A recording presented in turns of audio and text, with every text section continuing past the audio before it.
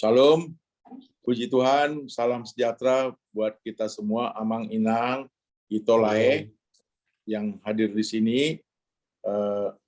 Mungkin kan kalau orang Batak kan nggak semua salam kan, jadi aku bilang juga lah Assalamualaikum warahmatullahi wabarakatuh, ya kan? Waalaikumsalam. Yang Batak itu belum tentu Kristen kan, jadi warisan kalau nanti tolong dikoreksi. Hukum warisan ini kan bukan hanya untuk Kristen gitu. Mungkin nanti tolong dikoreksi oleh Amang Monang Naipospos gitu. Ya, jadi pencerahan lah gitu ya. Jadi selamat bergabung semuanya di acara Batak Diaspora Marnonang seri ke-9. Makin lama makin seru. Ini seperti kata Laeben tadi, acara hukum warisan Batak Toba ini ngeri-ngeri sedap. jadi ya kita lihatlah nanti, tapi kita tujuannya bagaimana supaya keluarga itu sejahtera, tidak ada friksi-friksi gitu loh. Jadi kita dengar sama yang ahlinya, jadi kita berdiskusi. Jadi nanti di forum ini tujuannya bagaimana mencari jalan tengah, jadi supaya semua sama-sama gembira gitu kan. Nah, tapi tetap mengikuti koridor-koridor adat Batak gitu, saya kira. Nah, jadi itulah mungkin aku coba tolong share. Jadi ya, jadi acara Batak Diaspora Marnonang kali ini adalah yang ke-9 ya. Jadi yang ke-9. Jadi tujuan kita adalah Batak Diaspora Marnonang itu adalah memelihara dan mempertahankan identitas serta adat budaya Batak di berbagai komunitas Batak Diaspora. Jadi untuk informasi, bersama Amang Pendeta Jonet Pak Pahan juga sudah dibuat grup. Tujuan kita kan utamanya bukan hanya untuk kita yang perlu juga kita sebarkan ini untuk milenial Batak. Jadi sudah dibuat Batak Diaspora Marnonang versi milenial. Jadi nanti kita minta masukan-masukan. Jadi sudah banyak yang ikut. Nanti diaspora milenial ini ada yang nggak bisa, seperti aku nggak lancar berbahasa Batak, marpasir-pasir, dan bahkan ada yang nggak bisa bahasa Indonesia. Hanya bisa mungkin bahasa Inggris atau mungkin bahasa Spanyol. Nah, itulah keindahannya. Jadi untuk informasi sudah di-create itu grup Diaspora Batak Marnonang versi milenial. Nanti kita akan tunggu acara seperti ini untuk milenial. Ya. Jadi hari ini kita akan mendengarkan warisan Batak Toba, terus relevansi dan prospek penerapannya di masa kini. Nah, subtopiknya ngeri-ngeri sedap. Gitu. Jadi hari ini kita dapat kesempatan yang baik dari Amang Insinyur Monang Naipospos yang berada di Laguboti, walaupun background-nya virtual background-nya ada kayak apartemen di Jakarta apa di kota gitu. Tadi aku kaget ternyata di Laguboti. Waduh, enak sambil makan ikan asin yang dibakar. Enak sekali. Jadi nanti dibuka oleh Amang Profesor Bostang Dajagugu ya. Beginilah kira-kira agendanya hari ini. Nah, pembukaan oleh aku sendiri, moderator yaitu Haposan Situmorang yang sudah 16 tahun tinggal dengan keluarga di Oman. Dohot Toludak Dana, ada Boru, Mulitu, ala Inggris, keturunan Filipina, tinggal di Inggris. Nah, 2 anak Boru dengan Bawa sekolah tinggal di Jerman. Ya. Jadi aku mengalap Dr. Sondang Boru Samusir, spesialis psikiatri. Jadi Boru ini Amang Nami Dr. Marula Samosir di Medan. Jadi yang ketiga adalah yang kedua doa pembukaan. Acara ketiga nanti akan aku bacakan biografi Amang Profesor Dr. Bostang Raja Guguk. Kemudian pengantar seri ini oleh Amang Profesor Dr. Bostang Raja Guguk. Kemudian dilanjutkan dengan membaca biografi, aku bacakan nanti biografi Amang Insinyur Monang Nai Pospos, kemudian lanjut dengan pemaparan. Kemudian nanti ada diskusi. Ya, ada diskusi ya. Diskusi tanya jawab ya. Nah, nanti ada acara seru nih seperti selama ini. Nanti kita akan ada kuis yang berhadiah. Kuis berhadiah ya. Lumayan. Berapa lah Ben? Sekali kalau jawabannya benar lah Ben, dapat berapa? Uang kopi lah 100.000 Leku. Nah, untuk malam Minggu.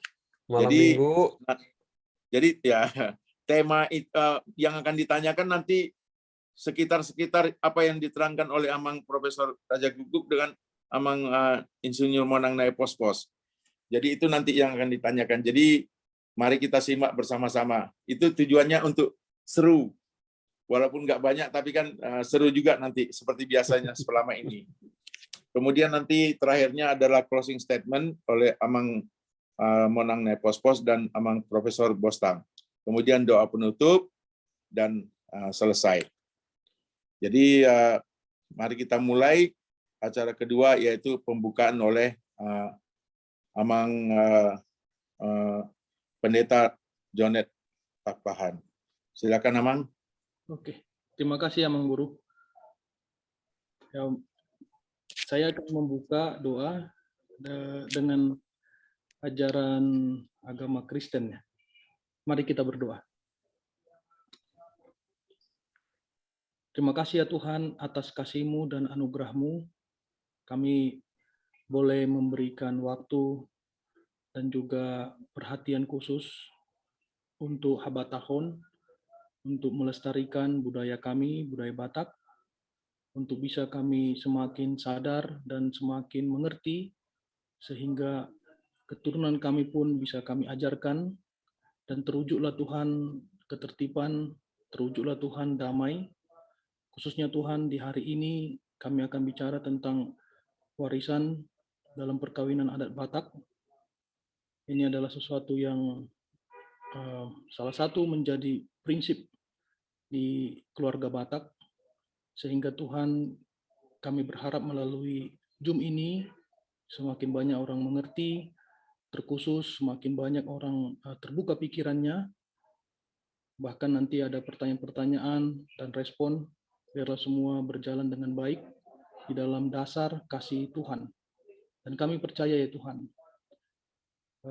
moderator, Amang Guru Aposan Setumurang bisa memimpin jalannya acara dengan baik. Demikian juga Amang Insinyur Monang Nai Pospos bisa menyampaikan materi dengan baik, dan Amang Guru Profesor Bostang Raja Guguk. Terima kasih ya Tuhan untuk kesempatan ini. Dan kami percaya hingga akhir acara ini, kehadiran Tuhan dalam hati dan pikiran kami bisa kami rasakan, dan kami bisa mendapat hikmat, kebijaksanaan melalui Zoom ini. Terpujilah nama-Mu ya Tuhan, sekarang sampai selama-lamanya. Amin. Amin.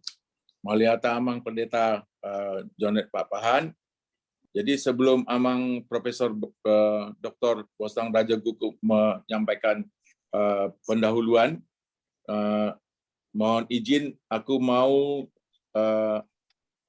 share biodata Amang ini. Mungkin biasanya Amang tiap bulan akan presentasi, tapi mungkin ada yang belum tahu. Yang sebenarnya sebagai pelindung atau penggerak acara Batak Diaspora Marnonang ini adalah yang selalu memberi semangat adalah Amang Profesor Bostang Raja Guguk. Jadi sudah kelihatan memang ininya, baik, share-nya.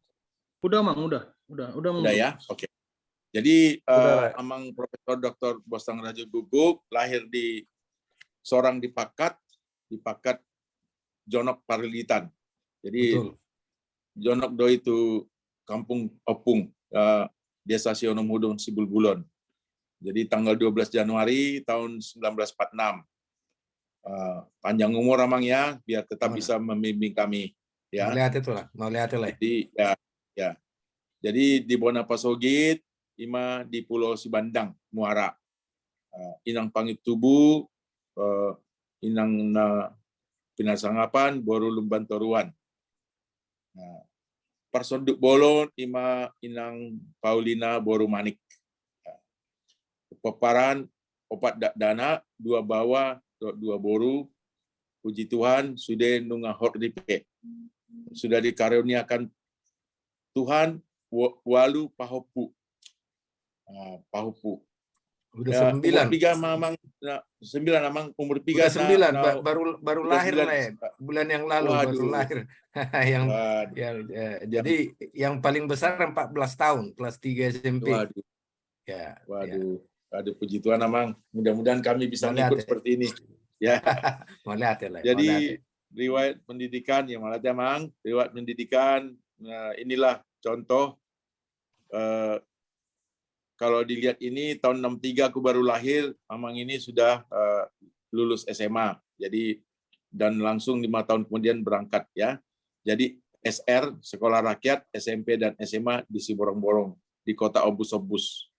Ya, jadi Jonok di kampung Inokku, ima di Tong Nihuta.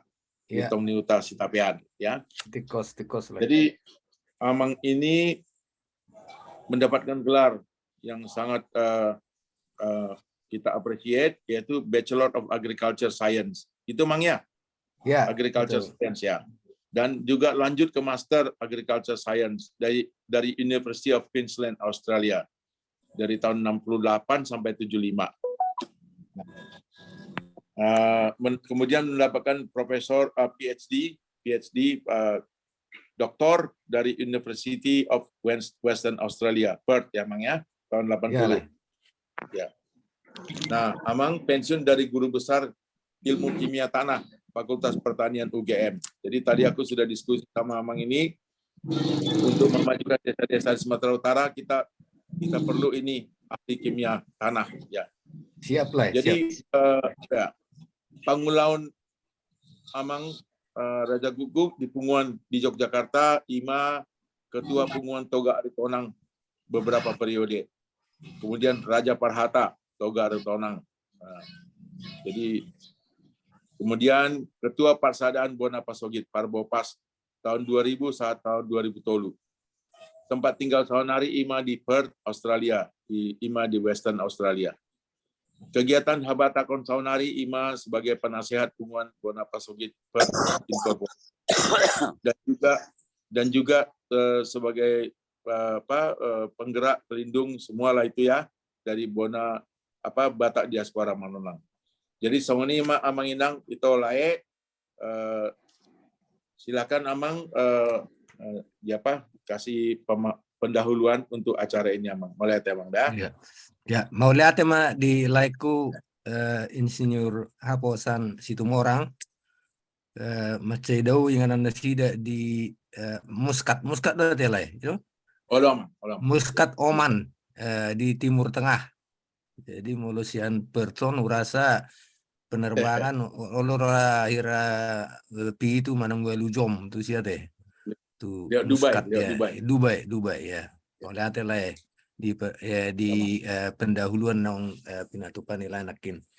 Jadi perjolo Horas mah di tasalu Horas.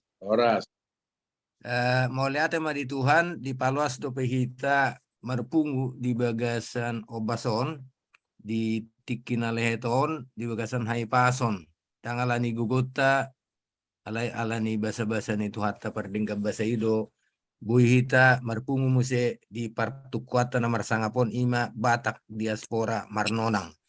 Jadi Batak Diaspora Marnonangon ima kegiatan Marnonang tiap bulan na pinatupan ni Batak Diaspora Forum. Jadi molo WhatsApp grup ta Batak Diaspora Forum maguarna kadongan na yang join bui ma ala terus dope diskusi di si molo dunga selesai tadi Batak Diaspora Marnonang di terus dope muse akapakatayon pembahasan di Batak Diaspora Forum.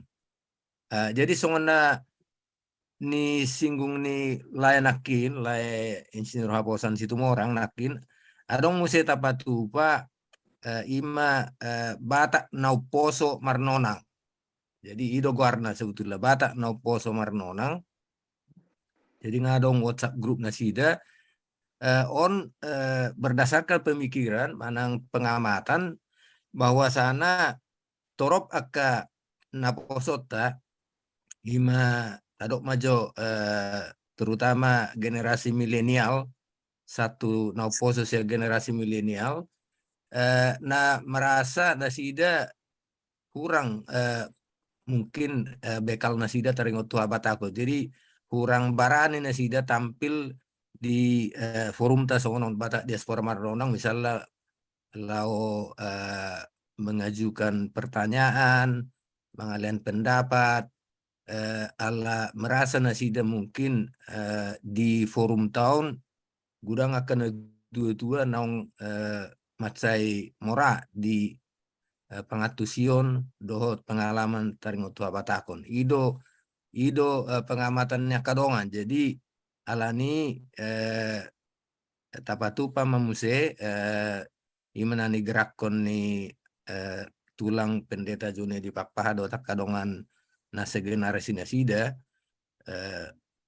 ima Batak Nauposo Marnonang jadi nungadong grup WA-na jadi kadong ngata Nauposo na yang join bui medisi jadi disi lapatana nasida nama berdiskusi aka dongata Nauposo generasi Nauposo asa bui nasida secara terbuka mengalian aka pendapat dohotak kritik taringot tuha batakonon alana hira adong pengamatannya kan itu dua bahwa sana nasida agak alergi tu habatako terutama tu keperadaton misalnya ada pernikahan alani bertele-tele terlalu pemborosan dan sebagainya jadi asa bebas nasida berdiskusi di sini dong di pikiran nasida jala saran nasida taringot tu habatakonon jadi ima jo nakin na perdulu napa dua hon judul ni Parnonangota di Bagasa Boronginon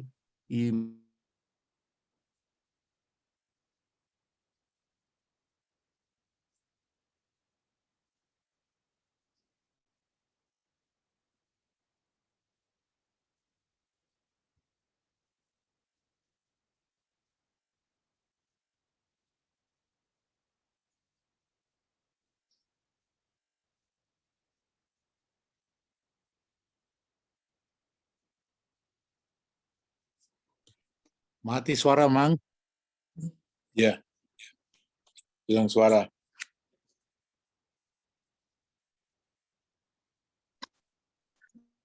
Lagi kehilangan sinyal mungkin. Iya, mungkin. Mungkin masuk dulu ya.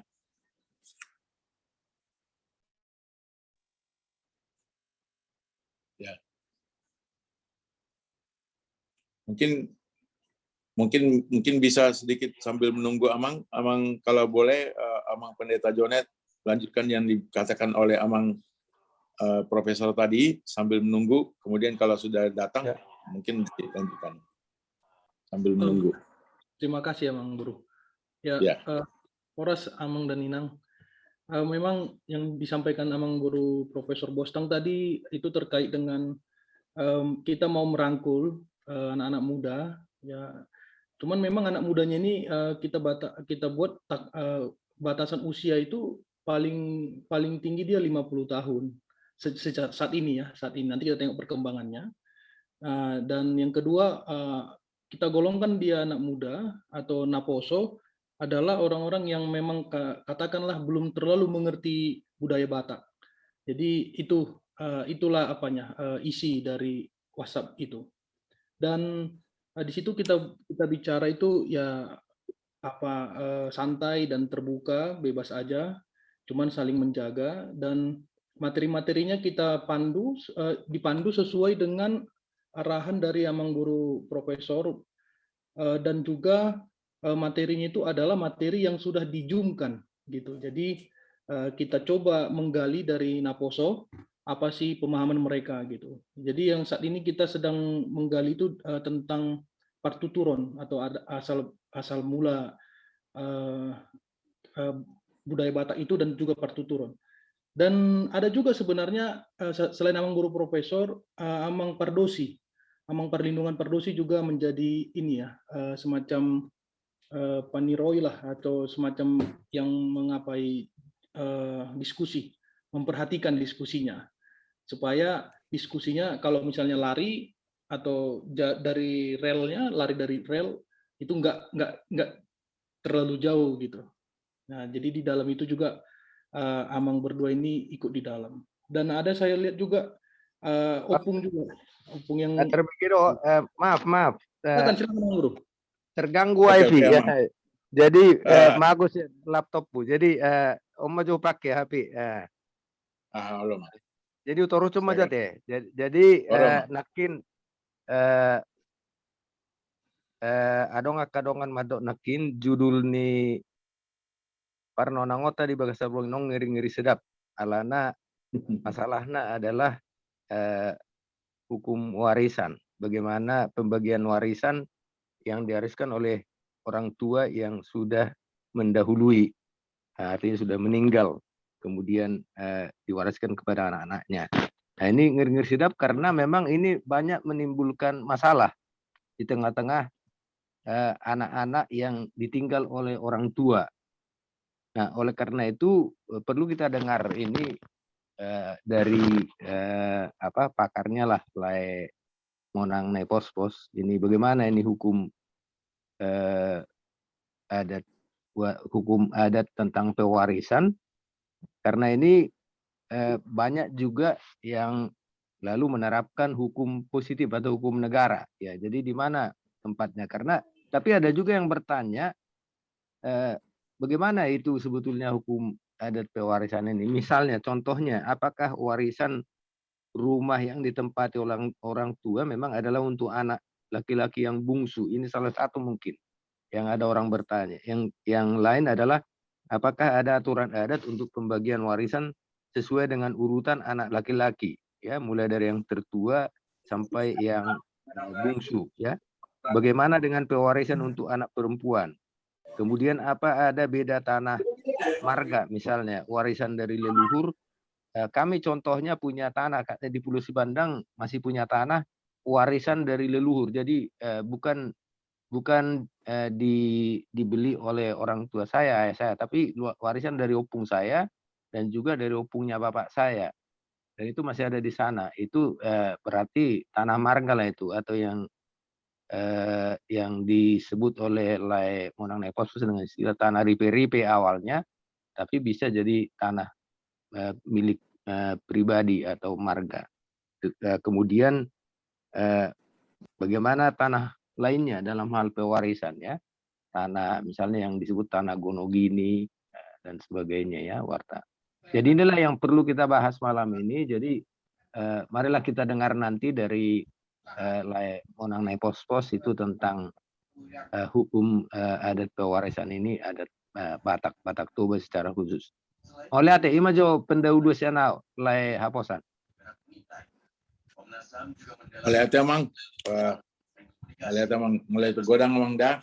Jadi saunari kita lanjut ima pemaparan Amang Insinyur Monang Nai Pos-Pos. Tapi sebelum itu aku akan bacakan dulu biodata Amang Insinyur Monang Nai Pos-Pos. Sebentar dulu aku share screen dulu, ya. Bulan lalu juga Amang Monang Nai Pos-Pos juga kasih presentasi di Batak Diaspora Marnonang. Mereka setelah sampai tadi di rumah pribadinya Pak Sambo, kemudian di CCTV juga kelihatan. Mereka kemudian untuk isoman. Setelah itu dia Oke. Maaf, itu ada yang bocor. Tolong di mute. Ya. Sudah bisa lihat screenku, Ben? Sudah, Mang, Bro. Oke. Bisa. Ya. Jadi Amang Monang naik pos-pos tubuh di tanggal 28 Juli tahun 1950 lalu, pendidikan IMA Sarjana Teknik Sipil. Dengan istri dari Inang Tiar Boru Manurung, alamat saudari IMA di Laguboti, di Dusun Huta Tinggi, Kecamatan Laguboti, Kabupaten Toba. Jadi langsung menghadap Danau Toba yang indah. Jadi dikaruniai tolu bawa dohot dua boru. Pahopu, sadasian anak, dan sadasian boru. Jadi puji Tuhan sudah ada 2 pahopu. Jadi Amang naik pos-pos juga sudah membuat buku, menulis buku mengenai Situriak Nauli. Jadi bisa dilihat nanti itu di online, ya, buku Situriak Nauli tersebut. Jadi demikianlah kira-kira, mungkin kalau mau lihat Situriak Naulinya udah bisa dilihat nanti di internet, ya. Jadi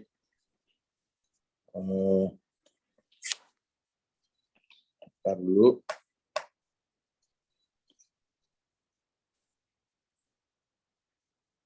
Oke, Situriak Nauli. Jadi aku coba klik sebentar. Ya, inilah buku Amang itu, Situriak Nauli, antologi puisi 2 bahasa Batak Indonesia. Jadi gitu kira-kira. Jadi Amang, silakan Amang kasih pemaparannya, waktu dan tempat. Silakan aku serahkan kepada Amang Monang naik pos-pos. Moliate. Kalau bisa ditampilkan apanya di materinya dari host. Ya. Ya, mulai tema. Oke. Horas Madhita Saluna, selamat malam. Karena Selamat malam. Kita sudah kesepakatan. Horas. Kalau pemaparan ini kadang campur-campur, bahasa Indonesia lah materinya biar gampang, lebih gampang menuliskan. Jadi ini, karena ini kita harapkan dengan pembicaraan dengan Pak Bosang, generasi muda membutuhkan catatan-catatan penting untuk ditelah di masa mendatang. Jadi dalam tulisan ini, hukum pewarisan Batak Toba itu saya produk dari kampung, dari Toba, dan sebagian udah termasuk dari pengalaman. Jadi ini apa yang dilakukan oleh leluhur kita dalam status mereka sebagai masyarakat agraris. Nah, jadi kalau kita nanti membandingkan kepada kehidupan kita sekarang sudah masyarakat industrial dan lain-lain, nah kita kan menyesuaikan seperti apa yang kita lakukan.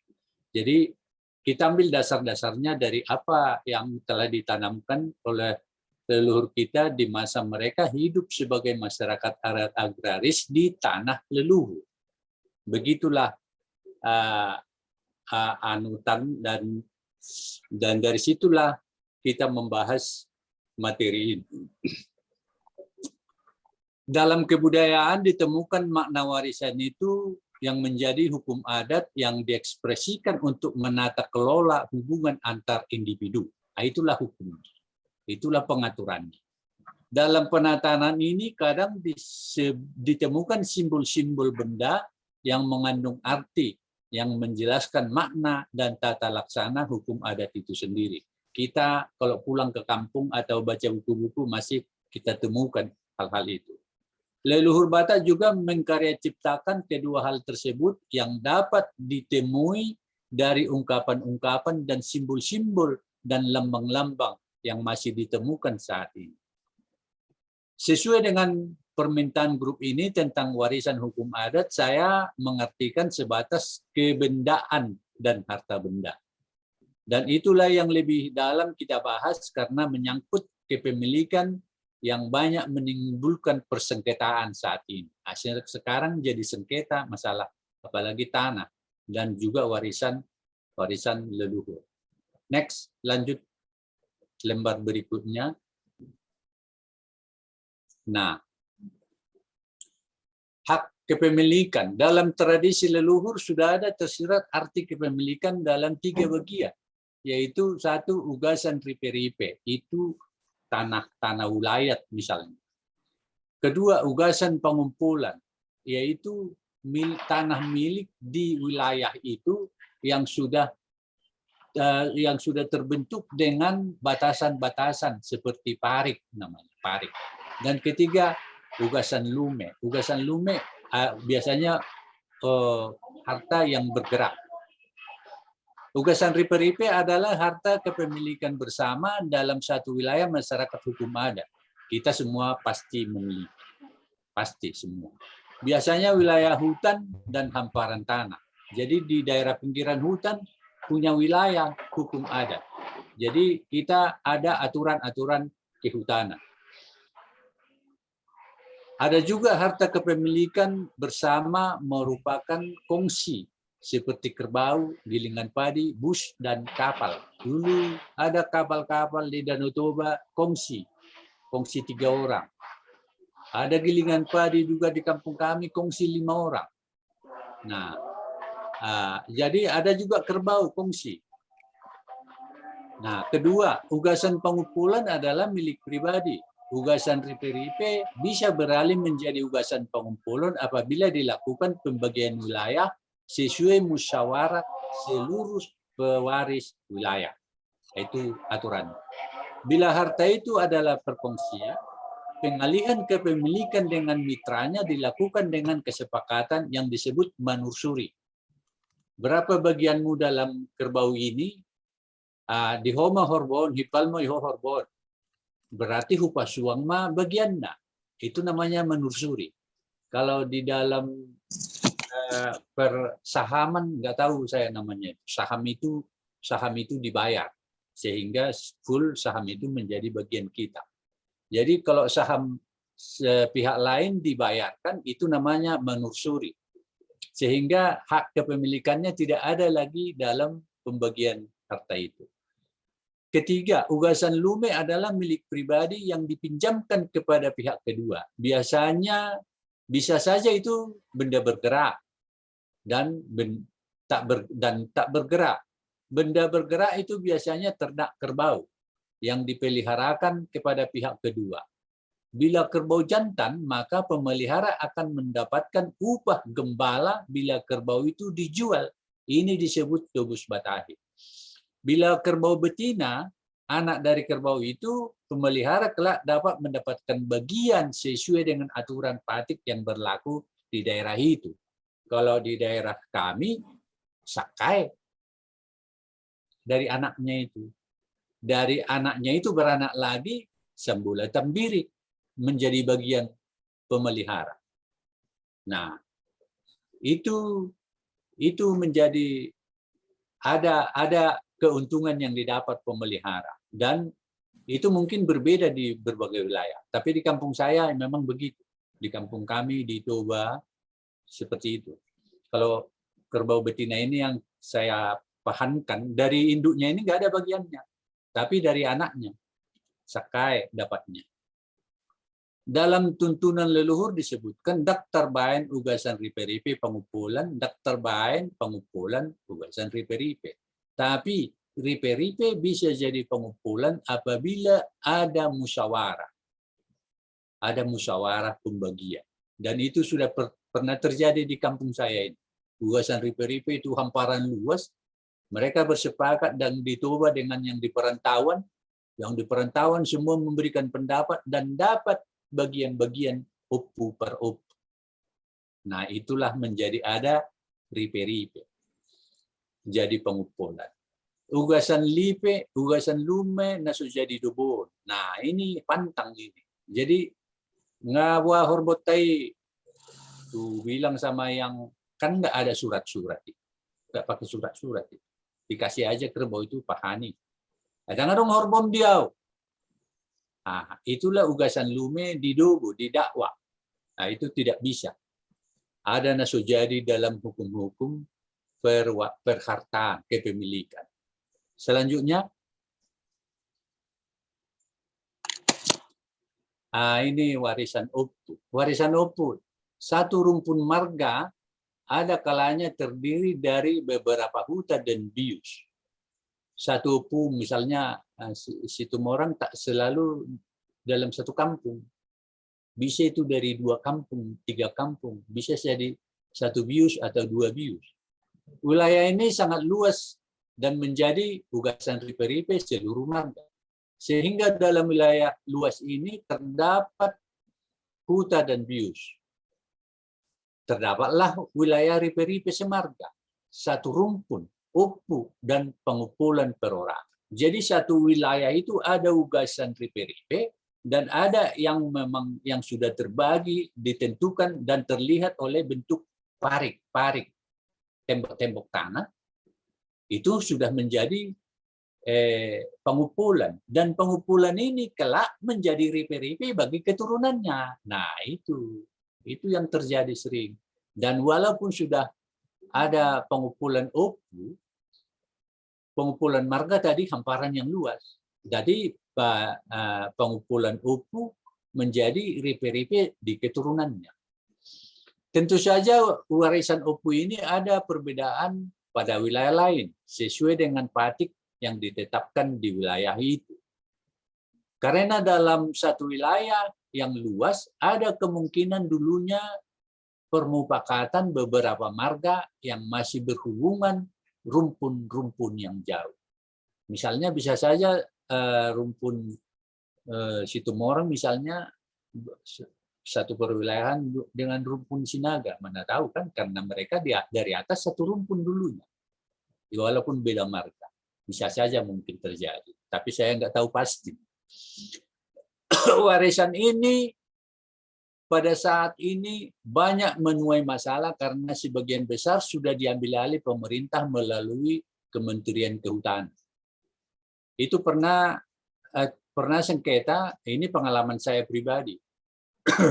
Mengadu para masyarakat di daerah Toba ini karena wilayah kuburan, perkampungan, persawahan juga masuk kawasan hutan dengan SK Menteri nomor 44, SK 44. Populer itu dulu.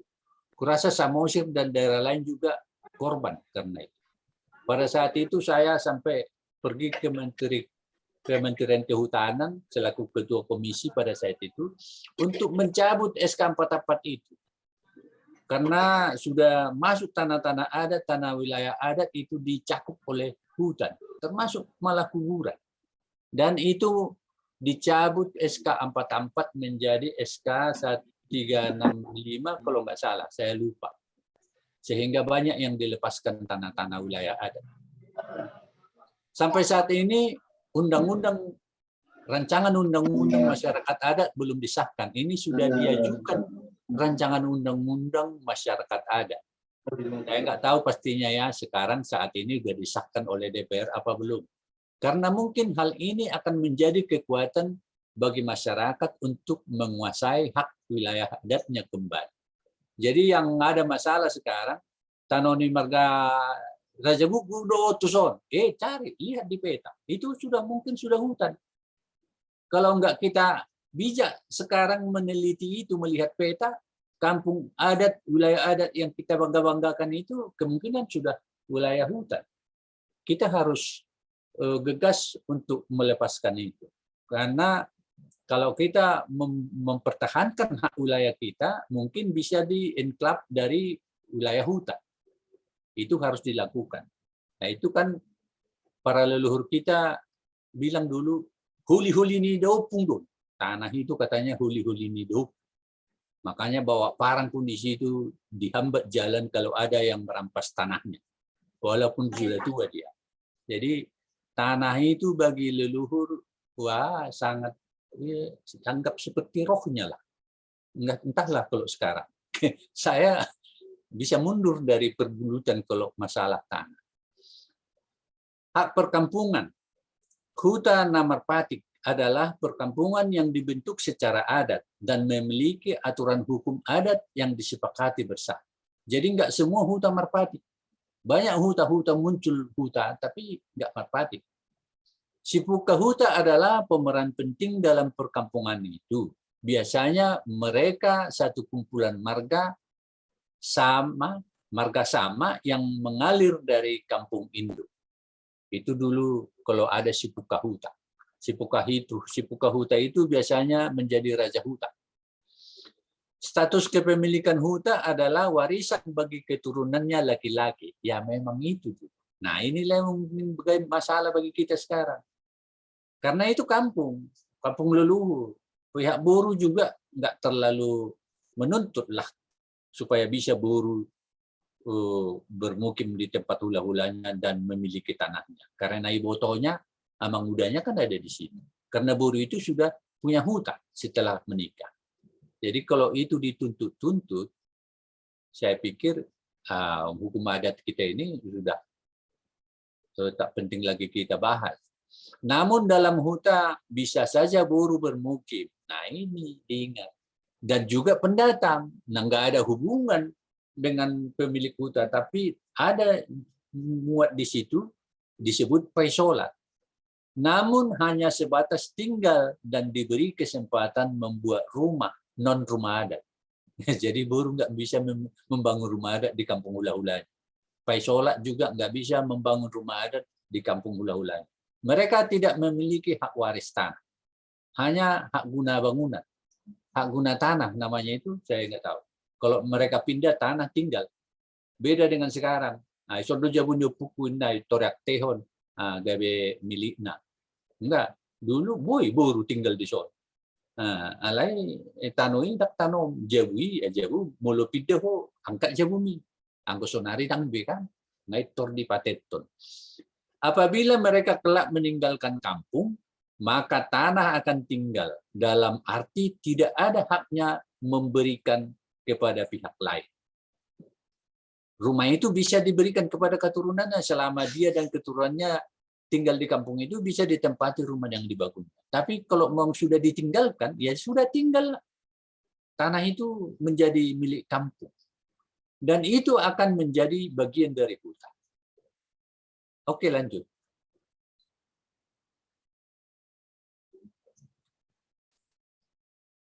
Ini tidak sebatas perkampungan mukim. Tidak sebatas perkampungan mukim yang dibatasi parit. Namun berlaku untuk semua wilayah teritorial hutan. Adaran, tanah-tanah kering dan hutan. Dan hutan. Itu dikuasai oleh hutan. Harta pauseang. Ini kita udah bahas di sesi sebelumnya. Apa itu pauseang? Jadi apa itu pembagian harta untuk anak manjai? Awalnya itu waktu mengguli sinamut dibicarakan. Jadi harta pauseang, bila dalam wilayah teritorial huta ada hak kepemilikan sawah yang berasal dari pauseang untuk buruh, maka buruh boleh menguasainya dalam kampung itu, walaupun dia sudah tinggal di kampung suami. Jadi disebutlah itu haumatadang. Dia datang dari kampungnya ke kampung hula-hulanya mengerjakan sawahnya. Jadi sawah itu disebut haumatadang. Dia bisa juga mengalihkan pauseang itu di kampungnya sendiri dengan meminta bagian senilai harga sawah itu dari orang tuanya. Jadi disebutlah itu mat pauseang di hutan. Si pemilik pausayang tidak bisa menjual sawah itu kepada pihak lain tanpa persetujuan orang tua atau kerabat terdekat. Umpamanya Ibu Toku punya sawah di kampung, dia mau menjual sawah itu tidak bisa dijual kepada pihak lain atau marga lain, harus tanya saya dulu. Kalau saya tidak mampu membelinya, baru ke kerabat agak lingkar kedua, lingkar ketiga, lingkar keempat, lingkar kelima. Karena saya akan merasa malu, harga diri saya jatuh apabila sawah itu jatuh kepada lingkar terjauh. Itu dalam tradisi kita. Warisan dari orang tua, seperti sudah dijelaskan pada materi webinar sebelumnya, ya, sebagian dari tahapan mendapatkan harta warisan dari orang tua adalah saat menggulis sinamot sampai menjai. Ada 3 tahapan proses legislasi hak waris harta orang tua. Tahapan pertama menggulis sinamot itu wajib dibicarakan dulu. Sekarang lagi tidak wajib. Ya. Paduahon pasahat sulang-sulang itu peluang bagi orang yang disulangi untuk membagikan, menyatakan harta warisannya kepada anak-anak. Peluang, jadi tidak wajib. Ketiga adalah ukapobung, ini wajib.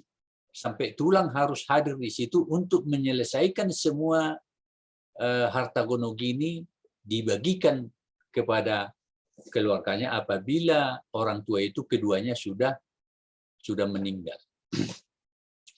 Karena tujuan menggulis sinamot adalah penentuan hak atas harta yang kelak menjadi panjaian, maka ini status wajib dan berkekuatan hukum tetap menurut hukum adat, bukan kekuatan hukum tetap undang-undang hukum perdata. Ya. Karena tujuan pasahat sulang-sulang adalah pemberian penghormatan kepada orang tua, maka tidak diwajibkan ada pemberian atau penetapan pembagian harta di sini. Namun sering pada saat ini orang tua menyatakan pembagian harta. Jadi kenapa tidak wajib? Supaya makna dari tujuan pasahat sulang-sulang itu tidak holong marpa buat sudah bukan tujuan pembagian harta, tapi pasahat sulang-sulang. Jadi orang tua yang disulangi bisa tidak, bisa iya. Oke, lanjut.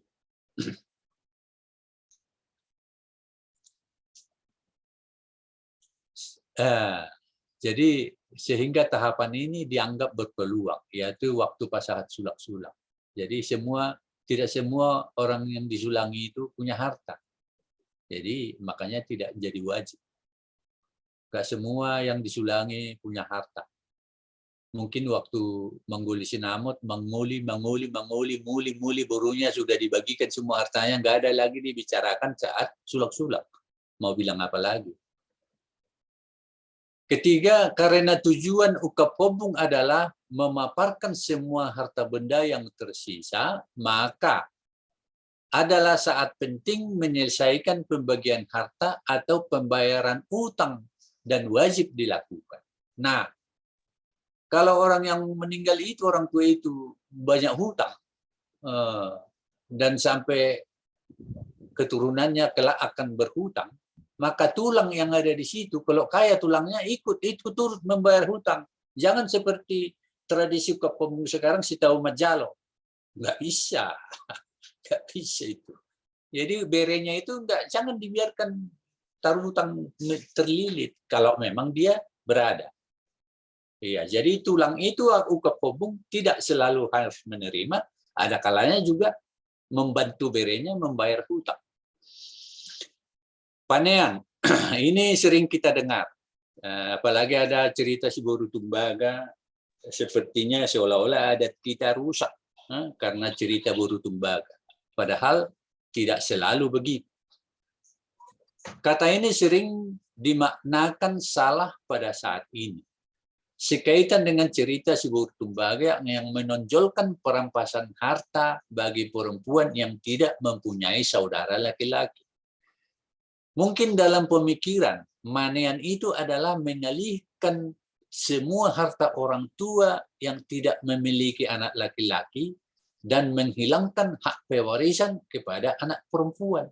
Itu pemikiran orang setelah menonton Si Buru Tumbaga. Justru dalam hukum adat Batak terdapat pemahaman terbalik antara senang mendapat limpahan harta menjadi beban tanggung jawab kepada putri yang tidak memiliki saudara kandung laki-laki. Kerabat terdekat perempuan yang tidak memiliki saudara laki-laki akan menjadi limpahan, manean. Jadi ingat, manean bukan harta ya, manean tanggung jawab semua adat istiadat untuk perempuan itu. Bila masih gadis, dia yang akan menanggung-jawabi pernikahannya. Bila ada kegiatan adat bagi perempuan, dia yang menjadi perhara, mengerahkan semua rombongan hula-hula untuk pemenuhan adat.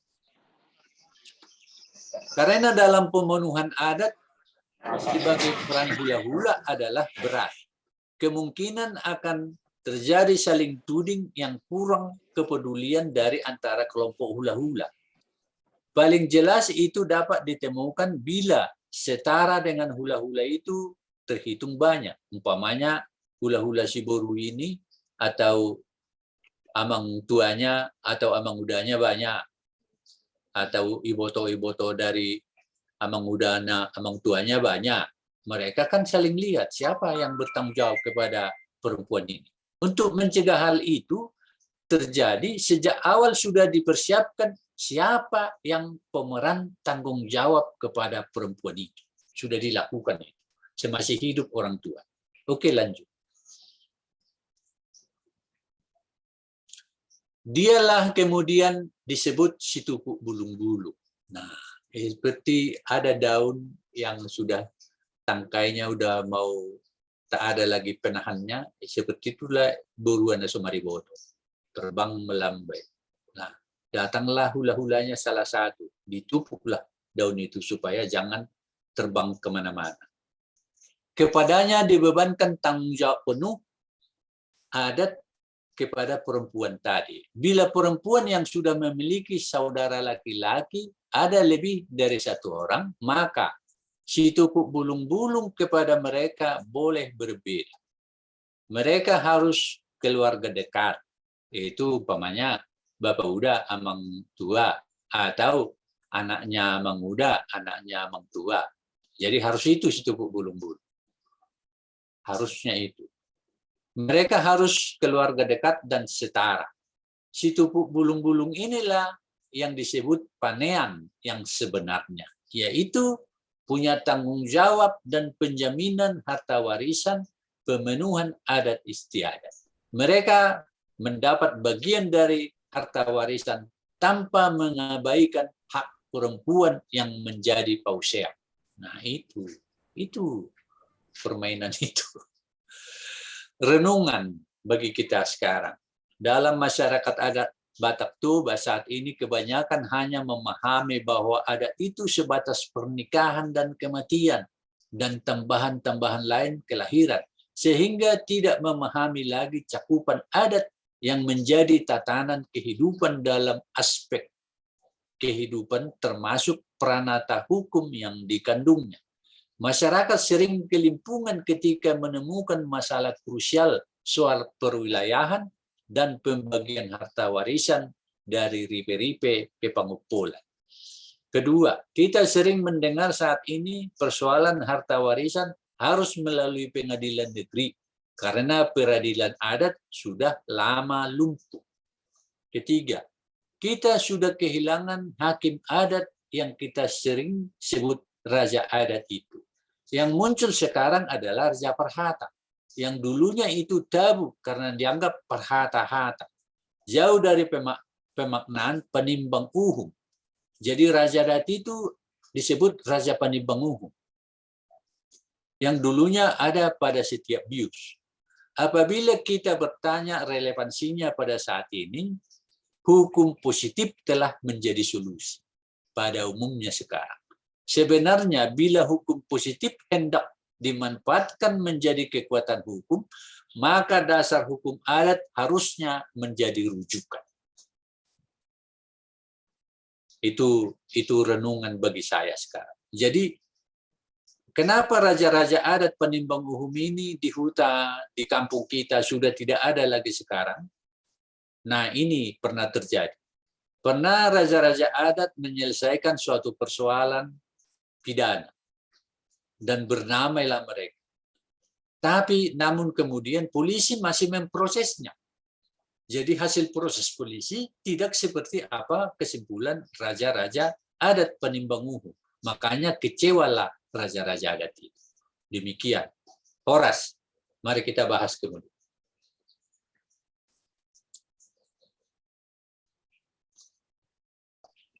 Oke, mulai tegonang Amang. Oke, sangat menarik sekali Amang. Waduh, aku diperkaya oleh paparan dari Amang ini. Jadi sebenarnya banyak sekali yang hilang seperti kata Amang, peradilan adat tidak ada lagi, hakim adat mungkin nggak ada lagi atau gimana, mungkin nanti Amang coba jelaskan ini lebih lanjut nanti kalau setelah ada pertanyaan ya. Jadi memang banyak sekali aku dengar kasus-kasus karena warisan tersebut, dan aku ada juga dengar kalau sudah lama di perantauan nggak bisa lagi mendapatkan harta warisan kayak gitu-gitu atau gimana. Mungkin melihat emang, jadi mungkin tahap pertama ini mungkin ada pertanyaan, mungkin kita kasih kesempatan 3 orang bertanya untuk tahap pertama ini, kemudian setelah selesai 3 ini nanti dijawab langsung oleh Amang Insinyur Monang Nepospos. Mungkin aku lihat yang pertama bertanya itu adalah, silakan Amang Dr. Ronsen Pasaribu mungkin mau bertanya langsung, silakan buka mikrofonnya. Panjang sekali ini keterangannya, mungkin sebaiknya Amang yang menjelaskan ini mungkin lebih mantap gitu Amang ya. Silakan Amang Dr. Ronsen Pasaribu, SHMM. Silakan Amang buka mikrofonnya. Salam Mamang, saya nama tadi sudah disebut, pekerjaan pensiunan agraria juga Bang. Jadi sedikit memahami, tetapi ada yang saya hadapi kasus Amang kaitannya dengan tanah huta tadi. Tapi sebelumnya saya mau jelaskan kepada moderator Pak Haposan Situmorang. Ya, Amang. Itu kemarin saya buat konsultasi di medsos bahwa para perantau jangan khawatir tanah itu akan hilang gitu ya, sepanjang tanah itu adalah warisan Bang. Ada kepala kantor yang menerapkan absente, artinya tidak boleh memiliki tanah di luar kecamatan. Itu tidak tepat dipakai undang-undang itu atau aturan itu kepada pemilikan teman-teman yang merantau. Jadi satu statement saya supaya menenangkan dulu kita perantau ini. Kembali kepada Amang pembawa acara Pak siapa tadi? Amang Monang Nepospos. Monang Nepospos. Saya tadi sedang mencari nomor Bapak, tapi kebetulan ada forum ini. Terima kasih. Menarik tanah kampung itu Amang, di mana kategorinya adalah tanah milik adat gitu ya. Tanah milik adat kan tidak ada surat-surat yang diterbitkan oleh Belanda atau apa gitu ya. Jadi pengakuan saja. Kalau ada kepentingannya, contohnya katakanlah mau berbicara tentang tegakan di atasnya, maka diperlukan legalitas Amang. Ya. Lalu pertanyaannya, apa legalitas kalau kita memerlukan administrasi terhadap satu kampung itu, ya, misalnya ada 500 hektar atau sisanya digunakan oleh masyarakat pendatang. Apakah surat keterangan tanah dari Kades? Yang kedua, sejauh mana kalau itu kita menghadap kades, peran Raja Bius atau tua-tua desa dalam menentukan status kepemilikan kampung itu. Ya, saya kira pengakuan saksi ini penting untuk akurasi mengenai tanah itu. Yang ketiga, ini sebenarnya kalau terjadi kasus ya, dan nyatanya di kampung mertua saya, hampir dari 500 hektar sudah hampir 200 hektar digunakan oleh pendatang, ya pendatang, bukan boru. Kalau boru jelas ada pauseang, ya. Pendatang itu kalau hukum adatnya yang saya tahu adalah bukan hak pakai dalam arti Undang-Undang 560 Amang, tapi hak memakai. Betul tadi penjelasan Amang, kalau dia pulang itu akan ditinggal, tidak ada hak di situ. Nah, jadi ya. Jadi itu saja Amang penyampaian saya, ada 3 pertanyaan dan tadi Amang yang menanyakan hak pakai atau guna bangunan, bukan Amang, hak memakai. Jadi diksi daripada hak itu tidak muncul hak mereka, hanya jaminan oleh kepala desa agar mereka bisa hidup berkehidupan di desa itu. Saya kira ini jiwa besar daripada sebuah raja huta. Itulah Amang, ya. Singkatnya nanti mungkin saya izin mencari nomor telepon Amang, bisa dijapri lebih jauh. Terima kasih. Oke. Waduh. Ini pertanyaan Amang ini sangat hakiki ini ya, dan keterangan Amang Ronsen. Jadi makanya diharapkan setelah webinar ini kita nanti bisa buat daftar-daftar para seperti Amang kan sudah dari agraria, ada pengalaman. Jadi mungkin nanti ya bisa kita bantulah masyarakat Batak ini kan. Jadi aku tahu juga abangku Budi Situmorang juga lagi di ATP ya. Jadi dirjen ya. Jadi banyak orang-orang Batak ini. Jadi kita perlu tanah kita nih kita amankan untuk sebagai aset gitu Bang ya. Jadi kalau bisa nanti Amang nanti dengan arahan dari Amang Profesor Dr. Bostang untuk kita carikan orang-orang yang punya kompetensi ya untuk mengenai bidang ini. Ini aku rasa banyak sekali gunanya nanti. Jadi itulah gunanya kita berwebinar ini. Sekalian berkumpul dan juga berguna, bermanfaat bagi kita masyarakat Toba. Melihatnya Amang Ronsen, kalau boleh nanti share ininya nomor WA-nya, nanti kita akan coba hubungi Amang ya. Jadi mungkin karena pertanyaan Amang ini banyak dan sangat hakiki, kalau boleh Amang mengenai pos-pos langsung jawab aja gimana sebelum pertanyaan kedua. Kayaknya ini lebih seru kayak gitu ya. Nanti pertanyaan kedua nanti ada kuliah tadi dari Murnaria. Itu bagus juga pertanyaannya. Gimana, Mang? Bisa Oke, terima kasih. Oke. Ya. Nah, ini juga menarik dan itu juga masalah dalam pemikiran saya. Apa bukti surat hak wilayah? Umpamanya bius atau huta. Karena pada zaman Belanda kayaknya nggak ada penetapan wilayah bius dan huta. Tapi sawah-sawah dibantu oleh Belanda membuat dengar nih Pak tentang warisan kampung. Oh, ya. Silakan Amang, lanjut. Oke. Tapi sawah dulu dibuat tuhe itu dibuat namanya entah bahasa Belanda itu leherblatt katanya.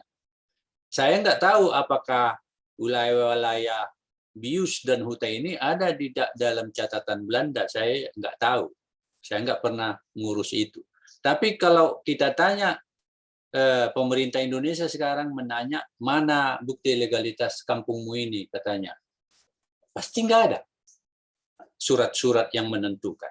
Sama itu waktu dulu saya mengurus akte perkawinan, akte lahir. Ditanya akte perkawinan bapak saya, nggak ada. Pada zaman itu belum ada. Opung saya apalagi, nggak ada akte kawin. Apakah mereka tidak opungku, tidak keturunanku? Jadi bagaimana kita menelusur ini supaya ada pengakuan wilayah hukum adat huta tanpa kita harus menuntut namanya surat-surat. Dan ini akan menjadi masalah kalau surat-surat tentang huta Situmorang dan huta Raja Guguk ditanya apakah ada surat. Kalau ada surat dari satu desa ditentukan oleh Belanda, maka yang lain akan menjadi masalah yang tidak punya surat. Kampung saya nggak ada surat pengakuan dari manapun. Dan wilayah adat kami, wilayah adat itu sah apabila Hombar Balok itu mengakuinya. Itu. Jadi di kampung kami, di daerah kami ini, Lagubuti ini, Pak, apabila ada acara-acara adat selalu dipanggil dan diberikan jambar untuk Hombar Balok kami, katanya. Nah, itu pengakuan. Nah, itu pengakuan wilayah. Jadi diberi jambar bagi Hombar Balok. Jadi itu sejak saya masih muda itu masih sering terdengar. Sekarang nggak ada lagi ku dengar jambar Hombar Balok itu. Karena itulah pengakuan wilayah, pengakuan batas-batas wilayah. Jadi di dalam adat itu legalitas kita di dalam wilayah ini dengan memberikan jambar Hombar Balok. Jadi hanya itu yang Pak Ronsen yang bisa saya tahu, dan saya nggak tahu ada nggak bukti-bukti huta itu dari tertulis. Saya juga nggak tahu. Dan kalau itu menjadi masalah, seperti yang dikatakan moderator tadi, itu harus menjadi tanggung jawab kita sekarang. Seperti apa kita lakukan untuk melegalitas wilayah-wilayah adat ini. Terima kasih.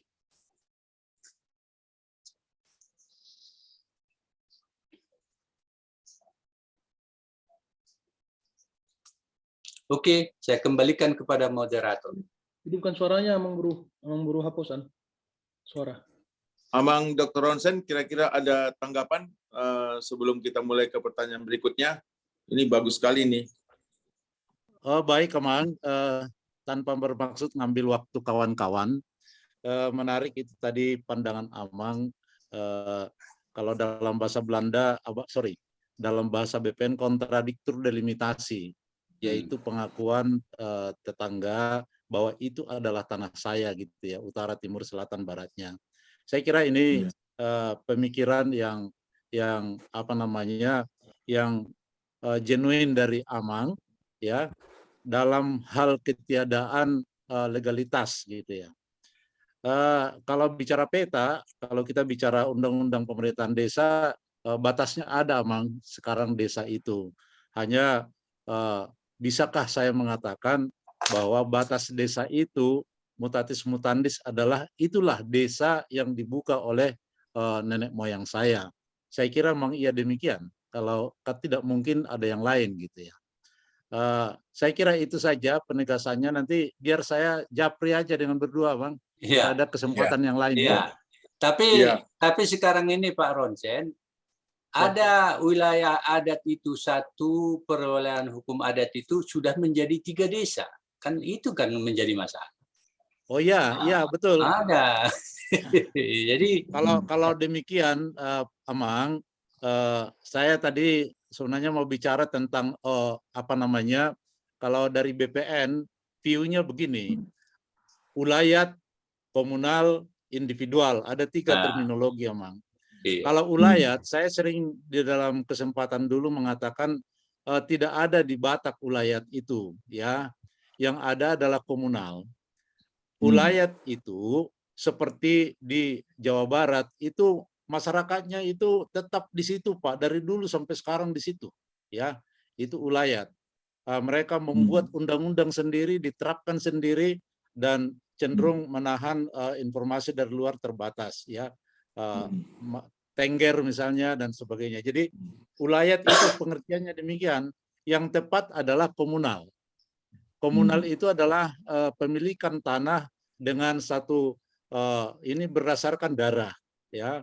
Darah, ya, darah Pasaribu, darah Huta Barat, darah ini dan sebagainya. Tapi tidak bisa lagi diidentified individu-individunya, ya. Inilah komunal. Oke. Peraturan kita sudah mengatur sebenarnya komunal, Bapak. Tapi ini Bupati masih enggan kadang-kadang membuat perda pengakuan itu. Jadi perda itu salah satu solusi yang lebih keren menurut saya supaya dapat dukungan hukum adat itu. Sementara undang-undang tadi menurut Bapak Nepospos belum disahkan itu. Minimal perda dulu ya, ada pengakuan itu. Saya kira itu Abang tambahan dari saya. Terima kasih. Bagus sekali nih Bang. Kalau bisa nanti kalau ada komunikasi diskusi Japri itu untuk bisa kita share nanti di grup gitu ya. Jadi itulah gunanya webinar kita ini untuk memperkaya diskusi masing-masing. Kalau boleh ya Amang ya dengan Amang Nepospos sama Kapten ya. Jadi ini supaya lebih luas pembahasannya. Ya, mulai Amang. Ya, ini makin seru ini. Ada pertanyaan nanti dari Murnaria itu seru juga, tapi mungkin tadi Amang Raflan Siahaan tunjuk tangan. Apakah pertanyaannya ada hubungan dengan pembahasan dari pertanyaan Amang Ronsen? Kalau ada silakan, tapi kalau nggak ada mungkin boleh juga, tapi karena nanti ada pertanyaan dari Murnaria. supaya pembahasannya nyambung gitu. Gimana, Amang? Silakan, Amang. Silakan, Amang Raflan. Oras. Silakan. Oras. Aku tertarik dohot nang di pasahannya Amang Monang Nepospos nakin mengenai mai sholat. Main sholat, jadi ketepatan utanami do tu tani Amang Neposposon bertetangga do, sama-sama di Toba. Kami di Sigupar, jadi adong do warga namai sholat, talai dung berjalan kurang lebih 85 tahun, moding mana namai sholat tahun, anak kon nadang adong berisi, alai gabi dikubur di tanah namai sholat i. Sementara adang adong hubungan keluarga tu Utanami Siahaan Gorra, Siahaan Kecamatan Sigupar. Mungkin solusi untuk menyelesaikan ini alana na ubegena do Amang Romsepe hak memakai mungkin ini berhubungan do namai sholat. Soalnya dia mah asa boy musai dikembalikan itu utai. Mulai ate, soalnya Mamang. Mulai ate Amang Raflan Siahaan. Gimana Amang Monang Nepospos? Silakan jawab. Terima kasih Pak Raflan Siahaan, Pak Sigupar. Itulah kelemahan-kelemahan masyarakat kita sekarang. Kalau dari dulu waktu kekuatan hukum adat itu ditegakkan, nggak sampai terjadi begitu. Nah, jadi terjadilah sekarang. Kalau semua kerapatan masyarakat wilayah tersebut menentukan hukum-hukum di wilayahnya itu, ya itu yang berlaku hukum adat. Jadi sekarang ada menendang-nendang dari berpikir nasional. Etanoni debat harus sudah bahasa soni kamu katanya kan, jadi kacau. Terbenturlah masyarakat adat itu karena kata-kata itu. Kata-kata apalagi datang dari pemerintahan juga menengahi, tidak lagi berdasarkan hukum-hukum adat. Jadi kalau masyarakat hukum adat itu kuat dan kukuh mempertahankan dana, jangan ada yang bocor. Kalau ada satu yang bocor, kacau, nggak bisa. Kira-kira begitu kejadian yang pernah saya lihat. Terima kasih. Ya, oke. Gimana Amang Raflan? Oke. Mungkin ada tambahan sedikit Amang. Tadi kan Amang bilang hukum adat yang kuat. Bagaimana dengan masyarakat Sumatera Barat? Itu kayaknya kuat banget itu. Apakah kita lebih lemah dari mereka itu? Gimana, Ya Mas? jelas, kita lemah, ninik mama. Dan mereka itu punya kekuatan hukum adat dan diakui oleh pemerintah setempat. Kalau ninik mama bilang, camat kami ini harus diganti, katanya sama bupati, ganti. Karena mereka itu punya kekuatan. Ada punya kas mereka itu. Namanya Lumbung Pitiah Nagari. Jadi ada anggaran mereka. Nagari mereka kuasai. Dan sekolah nagari juga mereka yang menentukan. Siapa anggota dewan dari nagari ini, mereka yang menentukan. Jadi nggak ada ribut-ribut menguangi songon dari kita. Jadi memang kita akui ya lebih kuat mereka mempertahankan masyarakat hukum-hukum adatnya. Kira-kira begitu, Pak. Oke. Ini mungkin menarik lagi melihatnya Amang Monang naik pos-pos. Waduh. Ini mungkin nanti kita balik lagi ke situ, tapi karena ada pertanyaan yang menarik juga, aku lihat tadi di chat grup, ini dari Murnaria, ini kayaknya sering juga nih pertanyaan ini muncul. Kalau boleh silakan buka mikrofonnya, langsung nanya, itu mungkin lebih klop. Silakan. Silakan Amang atau Inang Murnaria? Lagi di jalan, Amang, dari chatnya aja. Oh, oke. Lagi di jalan ya. Ini oke. Nggak apa-apa, mungkin terangkan aja sedikit dulu, atau gimana? Lagi nyetir ya? Atau aku bacakan Pertanyaan aja? yang di chatnya aja, Mang. Saya lagi di jalan, takut Boleh. berisik nanti. Mulai tenang, ya. Jadi Amang Monang naik pos-pos, aku bacakan ini pertanyaan dari Inang Murnaria. Pertanyaannya adalah, Amang, sekarang banyak juga hak tanah ulayat berubah status oleh kebijakan pemerintah. Sementara orang tua-tua dan opung-opung kita yang tahu batas tanahnya telah almarhum. Keturunannya banyak diparselakan di Pangaratoan, ya. Sementara ada yang peduli akan tanah leluhur, hanya sebagian orang saja. Apa solusinya dari Amang? Mungkin mengenai duit juga. Kan itu tadi sudah saya jawab seperti jawaban sama Pak Raplan Syah. Itu komunitas itu yang menentukan. Kan sudah, kalau memang tahu mereka ada aturan-aturan di kampungnya itu begini, ya lakukan. Jangan ada yang bocor. Kalau ada yang peduli, ada yang tak peduli, maka artinya bukan hanya bocor, pecah itu. Oke. Demikian. Maaf, Terima kasih. Mang, bocor ini maksudnya apa, Mang? Ada 50 orang mengatakan satu kampung itu bahwa sepakat mengatakan bahwa ini wilayah kita, Paisolat tidak boleh bermukim di sini. Dan ada 1-2 orang mengatakan, sudahlah, Paulak Marohatta, bahwa ini negara Indonesia, kita harus begini-begini. Kan bocor. Oke. Nggak bulat lagi kesepakatan itu. Jadi Pangarato ya yang harus mengikat ini. Orang-orang dari rantau harus peduli ini. Tak boleh tidak. Kalau dari perantauan tidak memberikan ini kepada kampung. Nah, ini kekuatan di kampung itu kan dari keturunannya yang sudah berkembang di perantauan, bapak-bapak sekalian. Saya yakin itu. Oke. Jadi bagus sekali ini. Jadi nanti Amang mungkin kalau kepikiran ke aku, ini kan pertanyaan yang masih terpending gitu ya. Mungkin harus ada dipikirkan way forward-nya. Maksudnya apa solusinya? Mungkin nggak bisa kita bahas di sini, atau paling tidak mah gitu ya. Jadi memang perlu sekali ini, sering kita dengar kejadian-kejadian ini. Ya. Boleh 1 menit saya kasih masukan? Oh silakan Amang Dr. Ronsen. Ya silakan. Oh begini,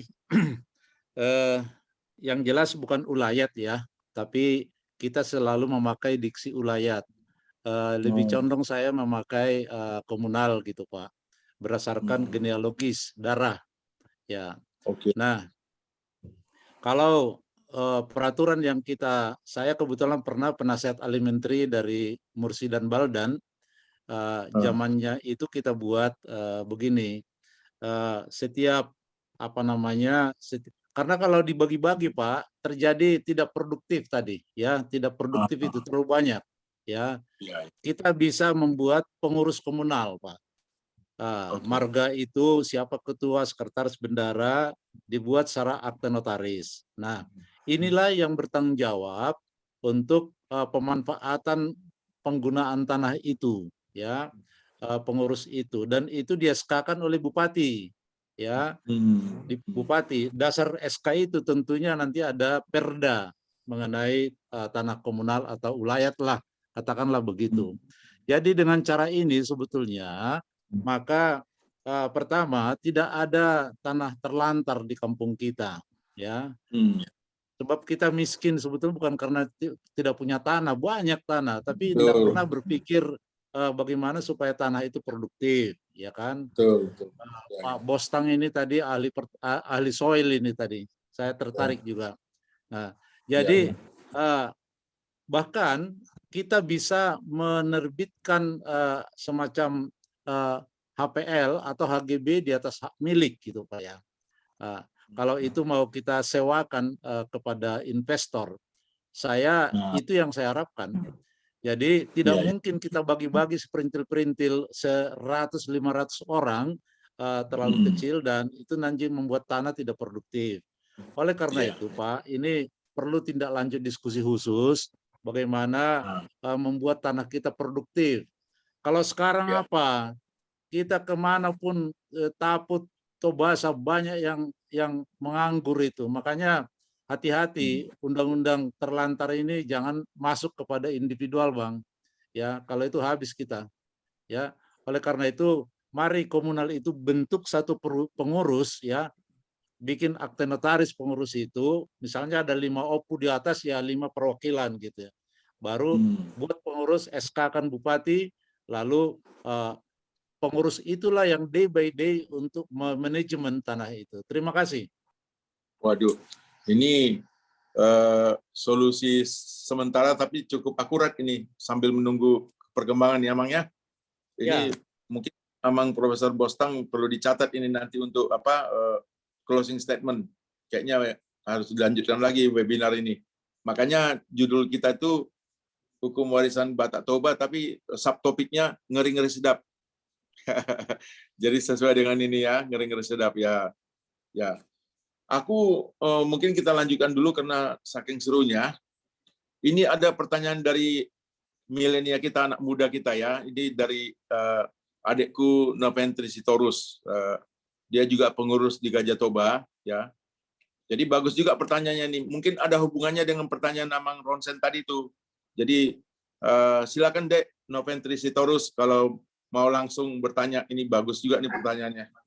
Oke, mau lihat ya Bang Aposan. Ini Bang Aposan senior saya nih. Makasih Bang Aposan. Jadi Horas Amang Nai Pos-Pos ya. Jadi saya salah satu penggemar ini Amang Nai Pos-Pos. Tapi karena mungkin saya di sini paling muda kali ya, milenial dari 70 peserta ini saya paling muda. Gitu, saya belum nikah, masih muda, juniornya Bang Aposan gitu. Dan saya punya ketertarikan gitu untuk budaya Batak dari dulu karena memang dari orang tua saya nggak punya banyak informasi yang valid ya tentang budaya adat istiadat saya gitu. Sampai saya mencari sendiri. Akhirnya saya mencari sendiri, ikut punguan marga gitu. Seperti tadi kata udah Robert tadi, kebetulan kita juga di Sitorus itu kita ada tanah ulayat Jeng Persaktian itu di Sibisa itu juga sekarang kita lagi proses pengurusan itu supaya menjadi tanah adat, tapi memang prosesnya sangat panjang gitu ya. Kita harus membentuk badan hukum, kita harus, dan sekarang masih proses gitu. Itu juga belum tentu berhasil. Tapi bukan ke situ pertanyaan saya, Monang.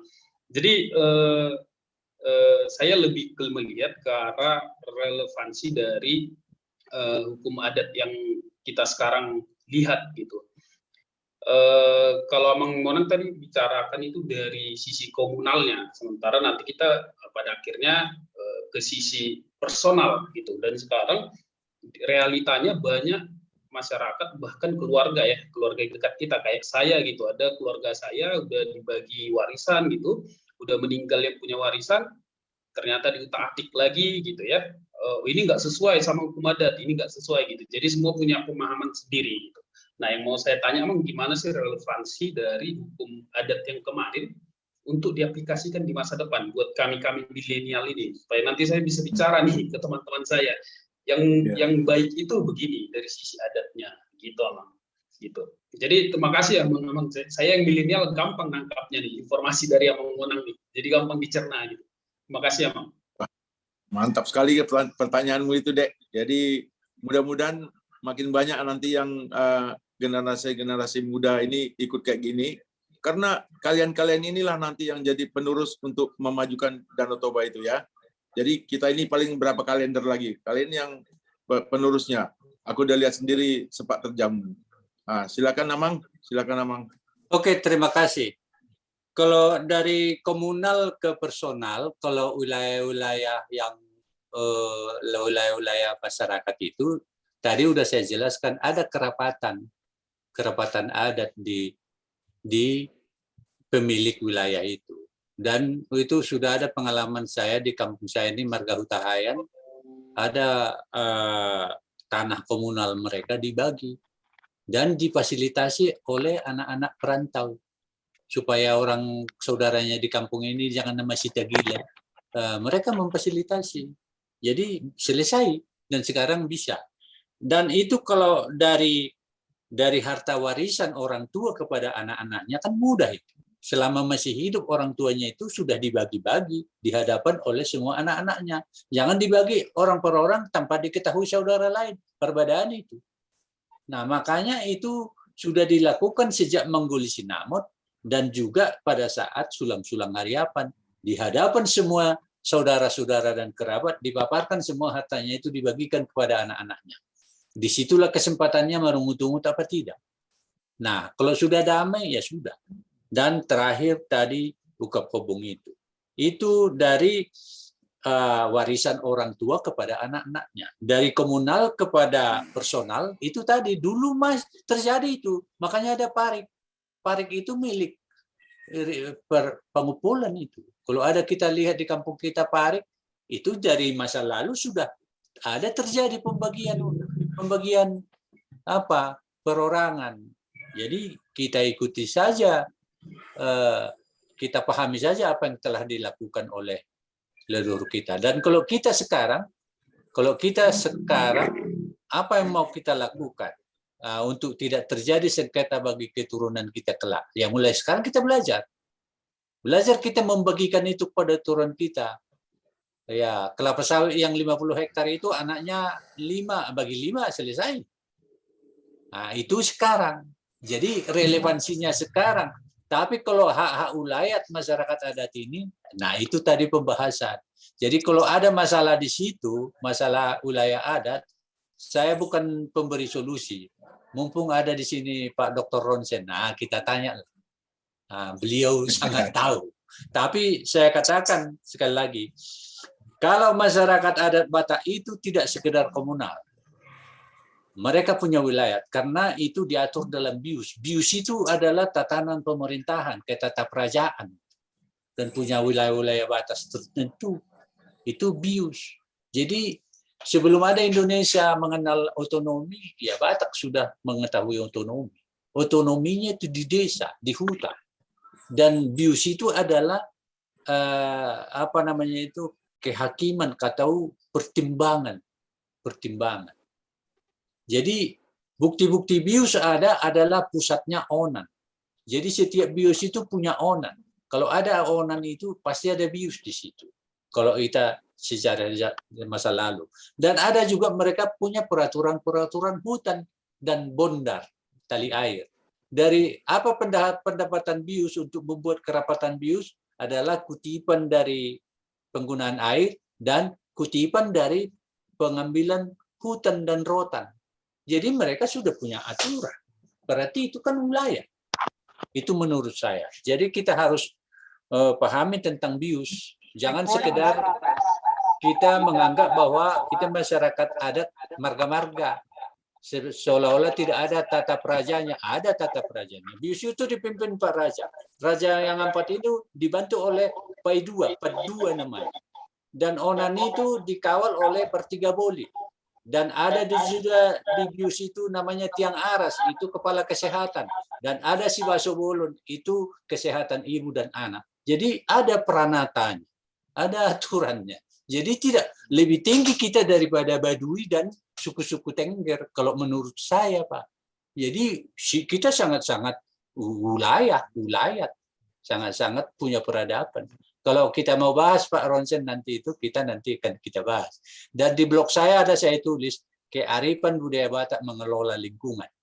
Ada di blog saya.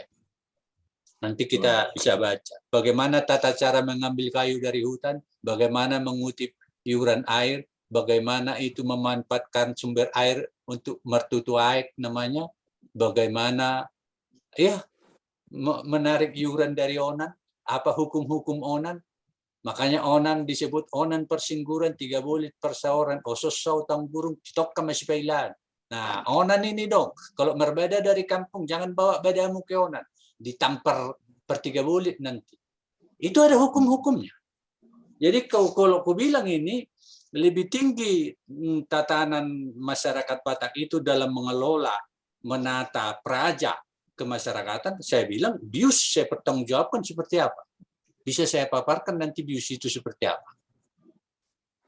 Terserah bius ini berbeda-beda, tapi tujuannya tetap sama, yaitu menata kelola masyarakat dan harta. Itu ugari dan ugasan. Ugari namanya hubungan antar manusia, ugasan artinya ya kepemilikan bersama dan kepemilikan individu. Dan itu yang kita bahas sekarang, ugasan. Oke, terima kasih Pak Sitorus yang muda.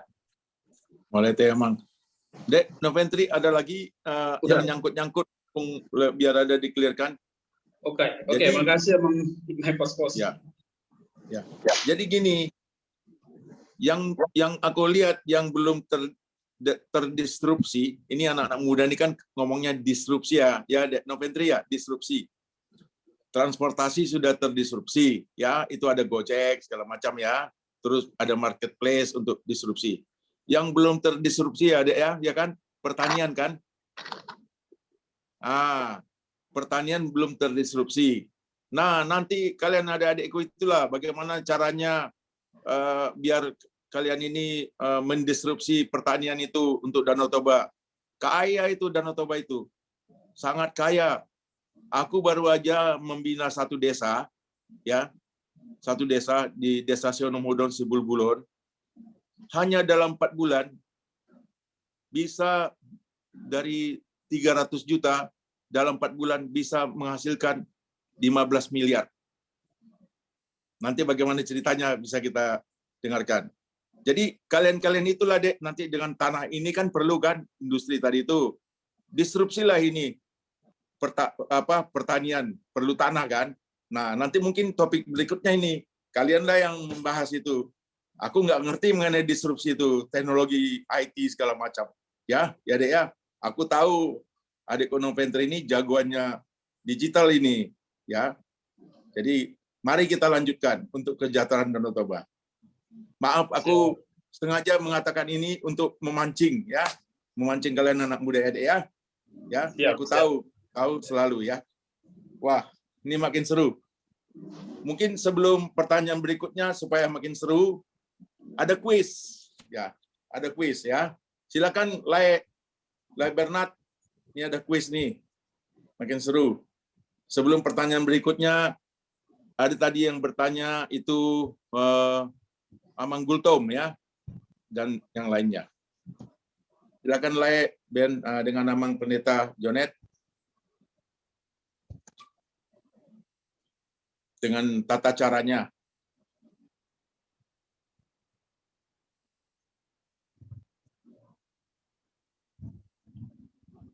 Gimana Lai Bernard? Sebentar lah, saya lagi cari tadi ininya. Oke. Pertanyaannya ya. Ya.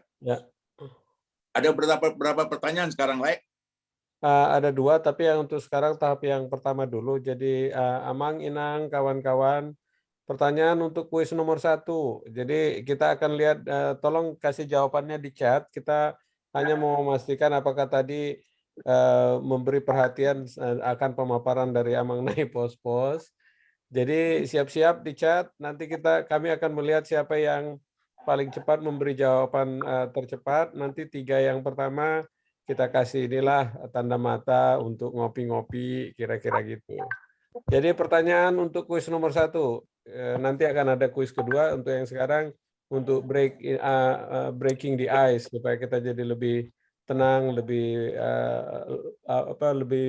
lepas lagi diskusi kita untuk malam hari ini. Pertanyaannya, milik pribadi yang dipinjamkan kepada pihak kedua disebut apa istilahnya? Silakan. Silakan jawab di chat. Ketik.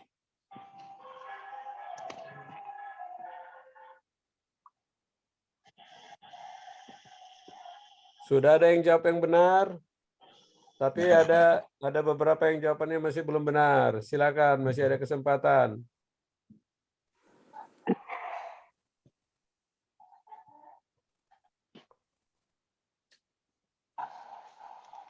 Nyontek juga bisa kan?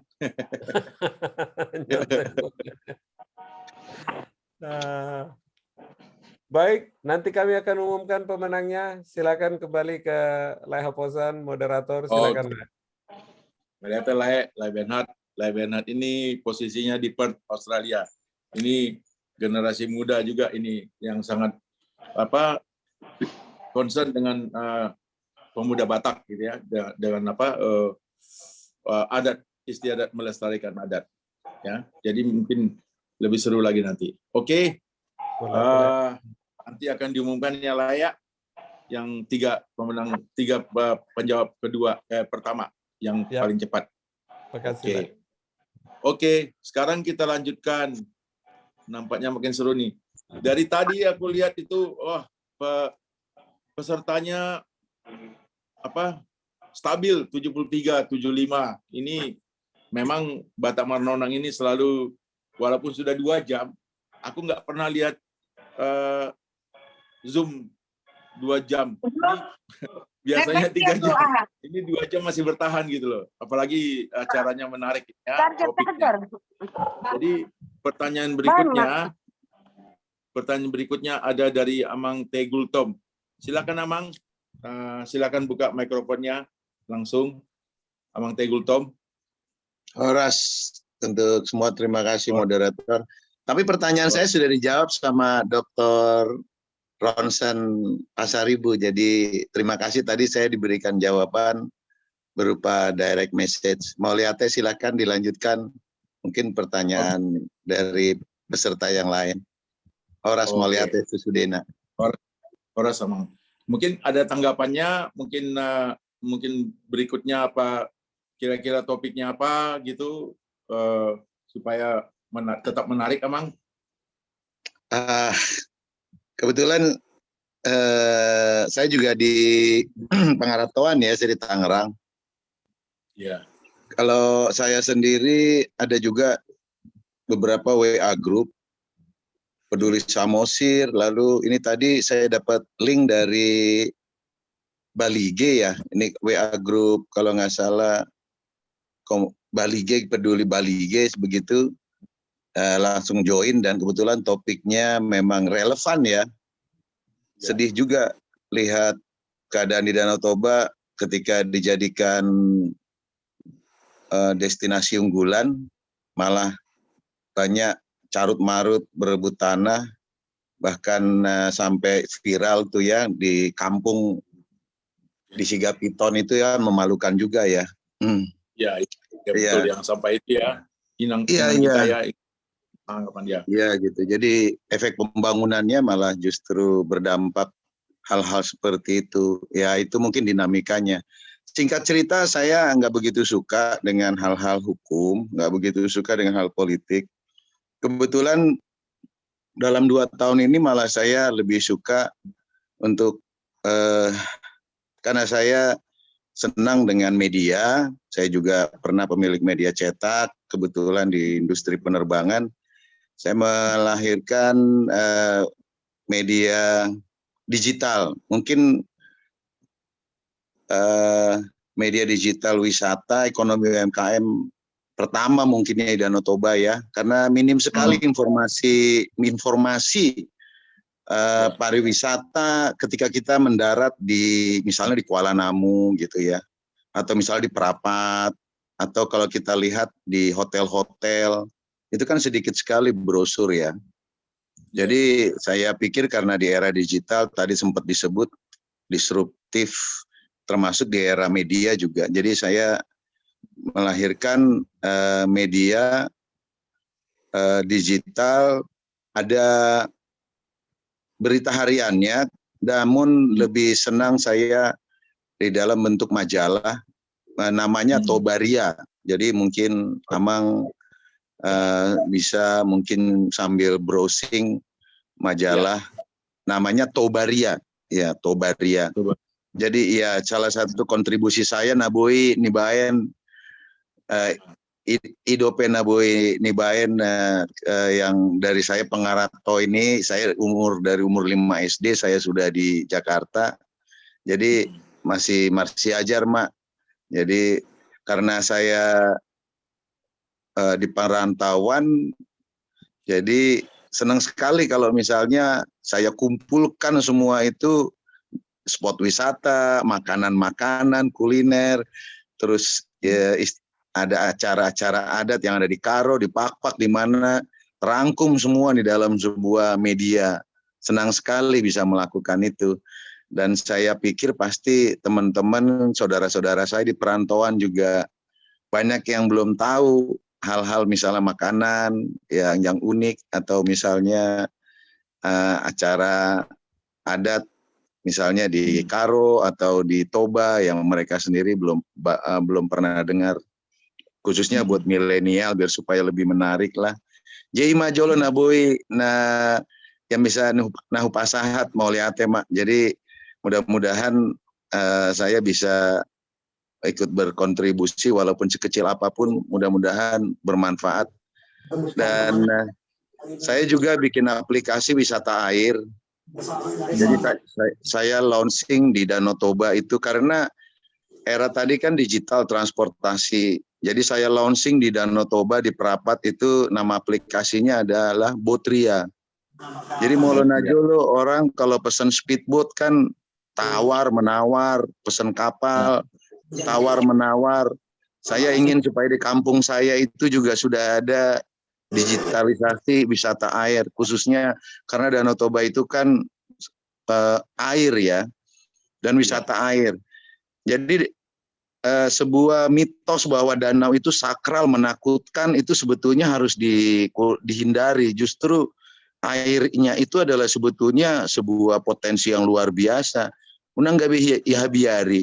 Semestinya di situ ada sport tourism, ada segala macam event, lomba dayung, yang bahkan atlet dayung ke dunia harusnya bisa lahir karena sarana airnya, yaitu danau itu sangat luar biasa itu. Kalau misalnya dilihat dari perspektif syukur ya, mensyukuri. Tetapi kalau ditakutin ya bagaimana ya? Jadi biar mahal tuh tahu kan. Nah kita mendorong supaya, jadi kalau yang dibilang Danau Toba, Batak menakutkan, saya selalu berargumentasi lah. Kita baru mendarat di Bali aja sudah tari barong. Udah giginya barong itu udah bercaling, matanya melotot, tetap datangnya ke Bali. Jangan gitu loh, ya kan? Jadi memang kearifan lokal yang memang kita misteri, sebuah adat yang memang ya ada storytellingnya, ya memang itulah kita, jangan takut gitu loh. Jadi malah justru kita eksploitasi, kita kemas menjadi storytelling. Kira-kira Ima Jolo Bang, mungkin sudah panjang yang saya bilang itu. Lain kali kita sambung lagi. Mau lihat saya naik. Horas, Mak. Enggak panjang itu, Amang. Itu sangat berguna. Itulah gunanya kita berkumpul di sini, saling mendukung untuk demi kesejahteraan Danau Toba. Ini aku udah lihat ada anak muda, Amang Gultom. Aku rasa masih muda juga ya. Pasti muda saya enggak muda juga. Umur saya 54 tahun. Saya kebetulan masih aktif di BUMN, sudah 33 tahun bekerja di BUMN. Masih muda itu. Ini nanti bahu-membahu dengan adik-adik kita Noventri itu nanti kita pikirkanlah. Karena aku dengar Mas Sandiaga Uno akan buat motor GP air kayak Mandalika. Betul. Iya, betul. Betul sekali. Jadi betul sekali, itu ada rencana, itu baik. Cuman kalau bisa ya harus berkesinambungan. Ya. Jadi jangan ulang holan persahalian, sahali bain. Dan tar BGB tahun naro kan kira-kira begitu. Jadi satu dan lain hal kepentingan politik saya tahu lah itu kayak gitu-gitu, sama juga di Sigapiton gitu begitu juga kan. Biasa kalau udah mau mendekati tahun-tahun politik baru rame event segala macam. Menangga be ototo kita nama boto aha yang terbaik buat kampung kita. Tetapi kalau yang begitu-begitu saya kurang tertarik. Nah, tapi kalau pembinaan desa wisata, nih saya ada ide yang tadi pagi saya baru dapat. Tapi sebetulnya ini layak. Jadi kalau bisa desa wisata itu, ya itu saya mau kita cobalah. Saya tadi ada keluhan di Balige itu, di komunitas Balige, ada yang bilang dia punya homestay nggak laku, gitu kan? Ada yang laku. Banyak orang Batak, mungkin saya sama istri saya pengen merasakan suasana sebuah di desa wisata di Balige atau mungkin di Karo atau mungkin di Kumbang Hasudutan di mana lah mungkin gitu ya, mungkin di Bakara. Yang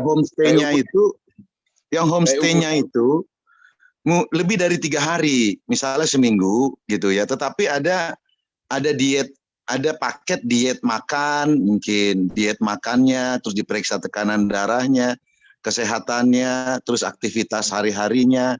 Jadi ada dekat fasilitas kesehatan untuk menjaga kondisi tubuhnya. Mungkin saya pikir banyak senior citizen yang tertarik loh itu couple gitu.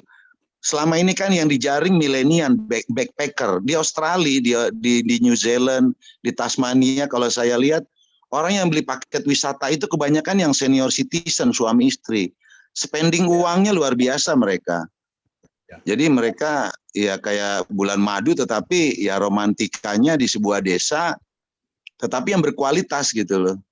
Ya makanannya misalnya buah, ada dietnya, jadi mungkin kolesterolnya jadi turun, tekanan darahnya turun, terus jadi kayak wisata kesehatan lah. Jadi wellness tourism, jadi healthy tourism gitu loh. Dibikin spendingnya misalnya seminggu gitu loh, 5 hari, 6 hari. Jadi waktu awal masuk diperiksa, waktu setelah masuk diperiksa gitu. Jadi ada sukses story, dan kalau misalnya di setiap huta bisa begini, per jabu-jabu yang homestay. Jadi jangan cuma ngandelin backpacker yang cuman murah-murah, 100.000, 150.000. Bikin paket untuk senior couple tourism gitu, misalnya 5 juta satu couple gitu, ya kan? Jadi itu saran saya juga ya, karena jangan ngandelin yang backpacker lah. Itu mas tourism sudah jangan ditoba, jangan. Godang do pehalak kita karena yang tua-tua pengen rindu, tetapi yang berkelas tapi pengen nggak terlalu rame kali gitu loh. Coba aja. Oke. Mulai hati Amangda. Mulai hati horas, Mas. Kita japri, kita bahas berikutnya. Entah kita buat nanti di apa? Marnonang Naposo atau mana. Bagus nih masukannya. Terima kasih. Jadi kita menarik ini Dek Noventri, sambut itu. Kita gabung ya. Oke, sekarang ada pertanyaan dari tadi aku baca dari dari Sesmon TB Butars Balige. Ya, silakan kalau mau langsung bertanya. Ini menarik juga nih.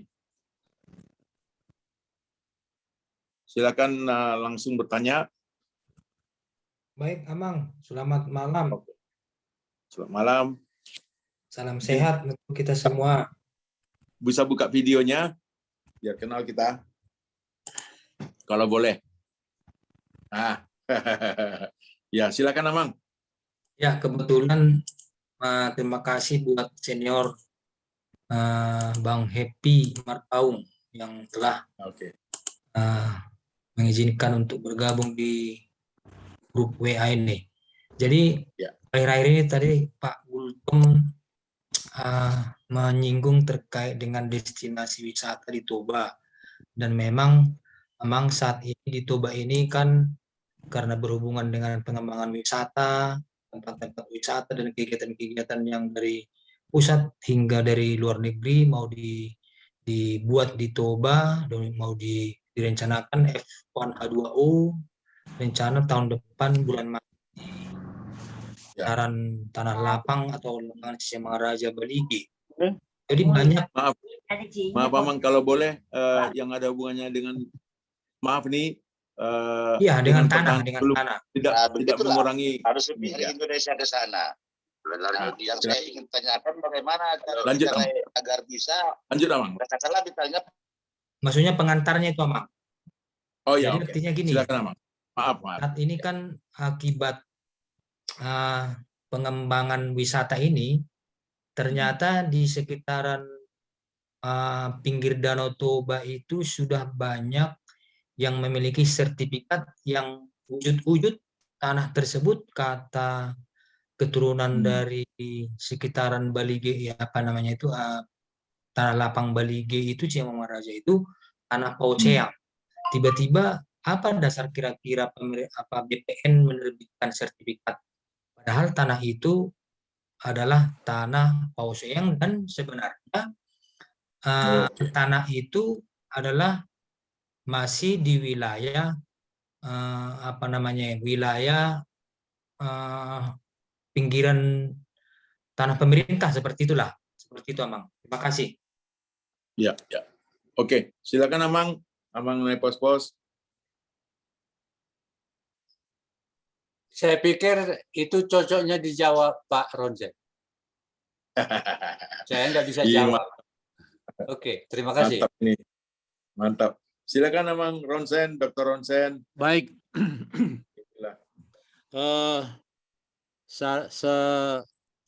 Kalau kita head to head antara adat dengan hukum publik, ya. Kalau hukum publik bicaranya adalah alas hak gitu, Amang ya. Siapapun boleh membeli tanah gitu.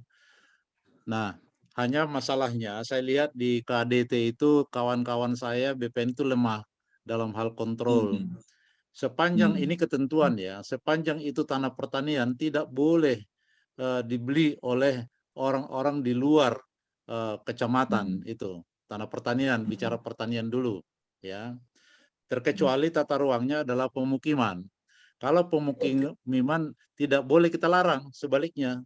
Orang Papua juga boleh di Samosir, orang Sumba juga boleh, dan buktinya orang Batak juga ada di mana-mana gitu. Itu kalau tanah, terkecuali KTP-nya sudah berubah di lokasi itu. Nah, jadi ini jawaban hipotetis ya, Mang ya. Hipotetis dalam arti secara teori. Kalau seseorang memohon hak, pasti ada alas hak jual beli. Jual beli kalau di tempat kita tanah milik adat, buktinya bukan girik, bukan yasan, tetapi surat keterangan desa yang mengatakan itu adalah adat Sipolan. Lalu Sipolan membuat akte jual beli PPAT kepada si B misalnya. Lalu si B mensertifikatkan tanah. Yang menjadi masalah sebenarnya pertanyaannya tidak sekedar itu. Batasan berapa meterkah yang boleh dari bibir pantai yang boleh diberikan dibangun sebuah bangunan. Ini menarik teman-teman yang artistiknya bagus, bahwa janganlah kita membangun tanah di bibir pantai. Karena pada dasarnya bibir pantai itu adalah milik umum, Bang. Jadi saya pernah ke Pattaya, itu ada sekitar 20 meter dari pinggir itu semua pasir dari ujung ke ujung. Kita bebas, Pak. Tapi apa yang terjadi di Danau Toba? Tidak demikian. Masih ada warisan daripada pendahulu-pendahulu kita, persis di pinggir itu dibangun. Jadi tidak bisa lewat gitu loh. Jadi ini saya kira anak muda tantangan ini, bila perlu dobrak itu peraturannya supaya jangan dibangun persis. Kalaupun ada kepemilikan hak prioritas, tidak boleh dibangun bangunan yang permanen gitulah. Jadi begitulah pandangan saya, Pak. Alasan BPN pasti ada, Bang. Pasti ada itu jual beli ya. Tidak bicara Pauceang di situ karena konsep desa itu ya seperti yang dijelaskan Amang Nepos tadi, konsepsi desa itu ya di desa gitu loh. Masih tradisional, ya kan? Tapi kalau sudah di perkotaan berbeda ya berbeda, ada pergeseran penerapan hukum yang sudah banyak individual. Tadi Pak Gultom menanyakan siapa yang di atas itu ya. Kalau ada peralihan tanah komunal itu seperti apa? Itu pelanggaran, Pak. Inilah bedanya dengan sumber. Sumber itu ada namanya apa itu? Yang mengontrol. Jadi izin dia baru boleh dijual tanah walaupun bukan milik daripada nenek mama itu. Kita tidak ada lagi itu ya. BIUS sudah tidak link up untuk kontrol tanah. Jadi hukum adat siapa? Masih lebih kuat kami di selatan sebenarnya, Bang. Selatan itu ada Panusunan Bulung masih hidup, peradilan desa masih hidup. Apapun bisa diselesaikan di peradilan adat kecuali dua hal. Satu, narkoba dan KDRT. Selebihnya bisa diselesaikan di pengadilan adat. Itu di Tapsel. Di Toba, ya buktinya di Tapsel tidak banyak kasus pidana sampai ke pusat sana. Tapi di Toba, perkara sedikit ke polisi. Harusnya peradilan adat itu bisa diselesaikan. Terima kasih, Bang. Mungkin tidak memuaskan. Baik, terima kasih Pak Konsen. Ya, terima kasih. Jadi menarik sekali ya itu jawabannya. Untung ada Amang Dr. Ronsen di sini ya. Jadi untuk membantu menjawab pertanyaan-pertanyaan dalam diskusi ini. Mungkin ada yang mau bertanya langsung, silakan satu pertanyaan. Saya bukan bertanya, bisa Pak Haposan? Oh, kira-kira maaf nih karena harus sesuai dengan topik ini nanti. Tapi kalau memperkaya topik ini, waduh, sangat silakan sekali, Amang Siombing. Iya, memperkaya. Iya. Oh ya, silakan. Iya. Silakan. Terima kasih nih kepada Batak Marnonang ya. Saya baru ikut sekali ini Pak Aposan. Aduh, terima kasih. Mau lihat ya. Terima kasih Pak Aposan. Saya malah apresiasi ini membicarakan soal adat tanah adat. Tapi tadi sebenarnya kalau saya malah mengusulkan kalau tadi ada dua pembicara, ini usul. Tadi kalau dua pembicara, satu dari segi hukum adat, satu dari segi hukum positif, bagaimana tentang hukum waris itu menurut hukum adat dan dihubungkan dengan keadaan yang sekarang, itu sangat menarik sekali. Itu tadi nggak tahu ya, memang ini usul saya tadinya. Dalam kaitan itu saya ingin menyampaikan bahwa manusia person hak itu secara hukum itu kan jadi dia dalam dua status, yaitu status dalam hukum dia terikat kepada hukum negara, adat itu juga terikat juga kepada hukum negara. Oleh karena itu tadi mengenai hukum adat, pewarisannya tadi sudah dijelaskan oleh Pak Monang. Saya nggak mau masuk ke situ, tapi saya mau ingin memang yang sekarang yang secara faktual itu banyak sekali masalah-masalah yang terjadi dalam masalah adat individual. Jadi itu hak itu juga ada dua dari segi. Jadi tadi yang kita bicarakan soal adat itu, hukum adat itu adalah hak komunal. Itu diatur dalam peraturan Menteri TR itu nomor 15 ya nomor 9 tahun 2015. Itu hak komunal, yaitu hak yang disebut dengan hak milik bersama atas tanah bersama masyarakat hukum adat. Itu tadi sudah dijelaskan oleh Bapak-bapak tadi, banyak menjelaskan, termasuk Pak Rosben juga ya, dan juga dijelaskan oleh Pak Monang.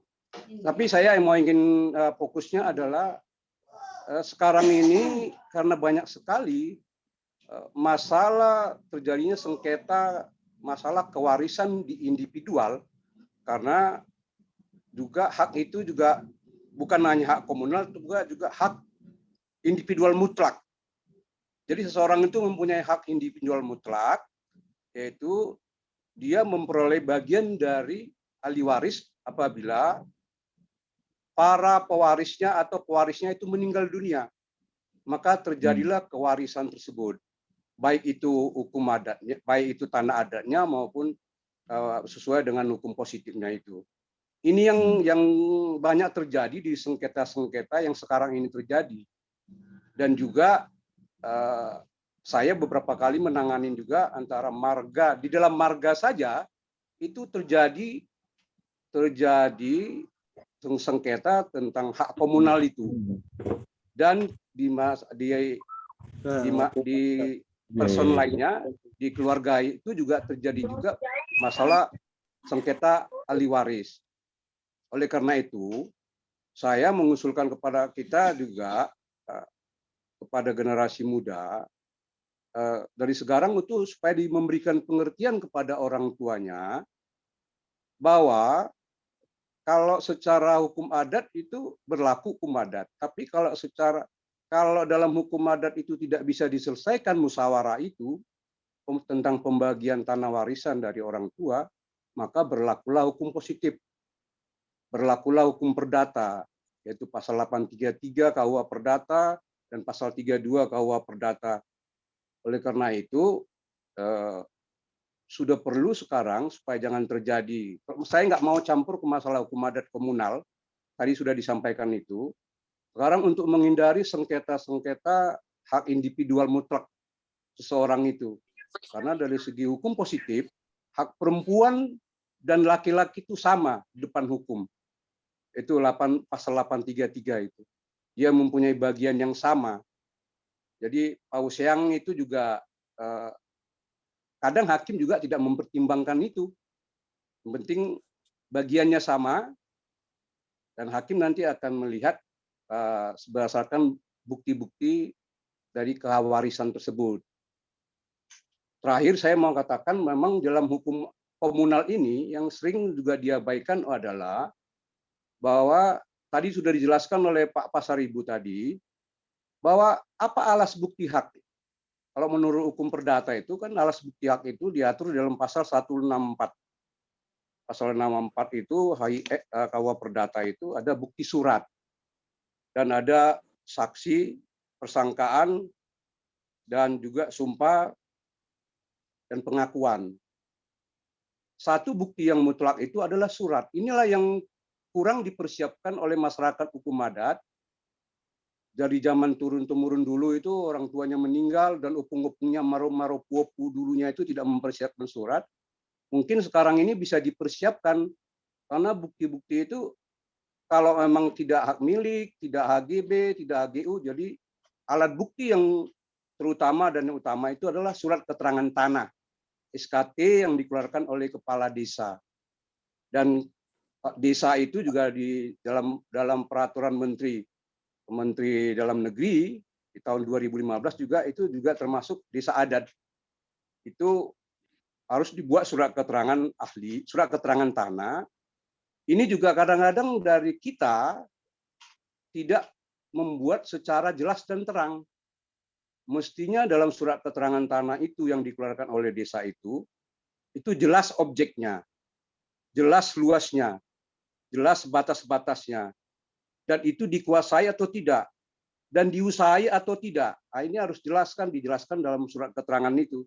Sehingga kalau ada pihak dari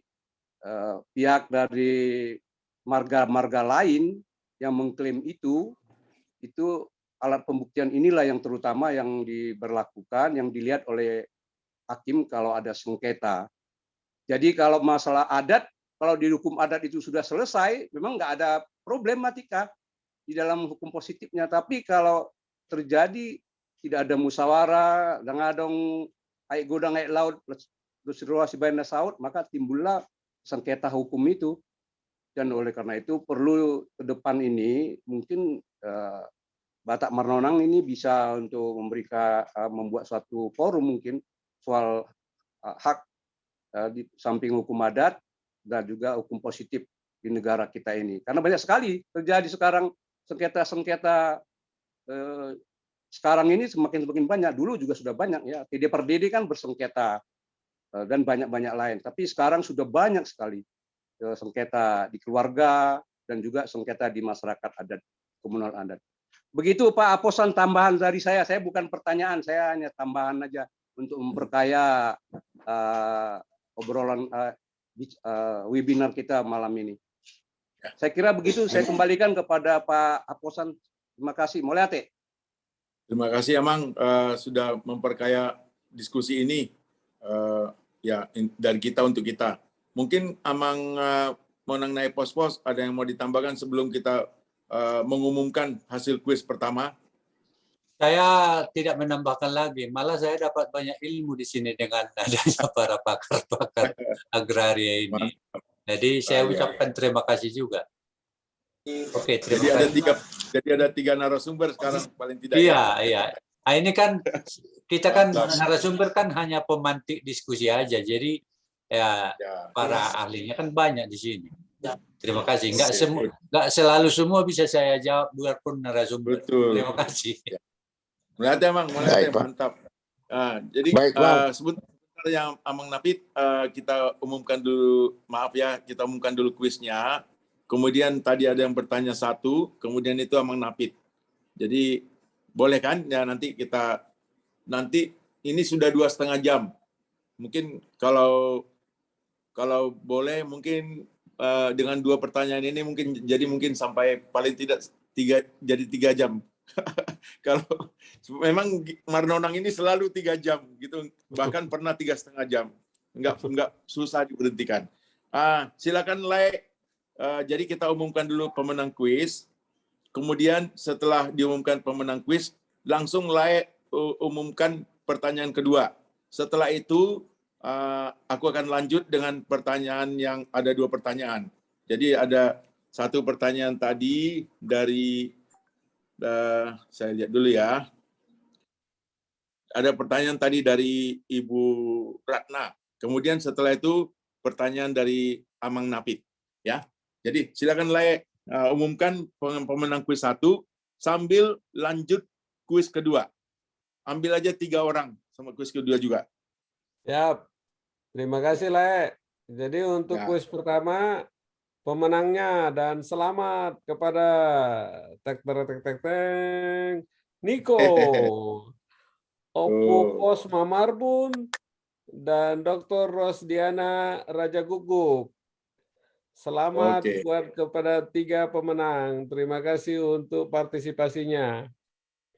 Niko, Opupos Mamarbun, dan Dr. Rosdiana Raja Gugup. Nanti dibantu dituliskan di chat. Dibantu tuliskan di chat. Oh ya, akan diumumkan di chat juga. Terima kasih. Menghubungi siapa, nomor rekeningnya, kan kita jauh-jauh ini. Nomor rekeningnya. Siap. Lanjutlah yang kuis kedua. Untuk kuis kedua, ini semoga ikut mendengarkan dengan baik-baik tadi penjelasan dari Amang Naipospos. Sebutkan 3 tahapan proses legislasi hak waris harta orang tua. Jadi nama tahapannya ada 3. Jadi jawabannya harus lengkap 3 ya sekaligus. Silakan Amang, Inang, Ito, silakan memberi jawaban di chat. Terima kasih. 3 yang paling cepat itu yang dapat masing-masing 100 ya. 3 paling cepat dan benar. Ya. Terima kasih. Oke. Melihat. Jadi kita lanjut dengan pertanyaan berikutnya. Ini makin lama makin seru. Sudah jam berapa di Indonesia? 6. Sekarang sudah hampir jam 9:30 ya? 9:30. Nah, ya. Tapi di Perth sudah jam berapa itu, Udah mau tidur ya? 10:30 10:30. Oke, 10:30. Masih bisa lah ya. Iya. Belum 5 watt kan? Masih kuat. Oke. Nah, pertanyaan dari Inang Ratna. Kalau mau lanjut langsung nanya, silakan. Lebih bagus kayaknya langsung nanya deh, biar lebih mantap. Silakan Inang Ratna.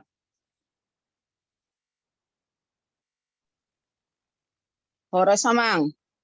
Horas Inang. Silakan. Horas Amang Monang Naipospos. adong suku-suku kusongonon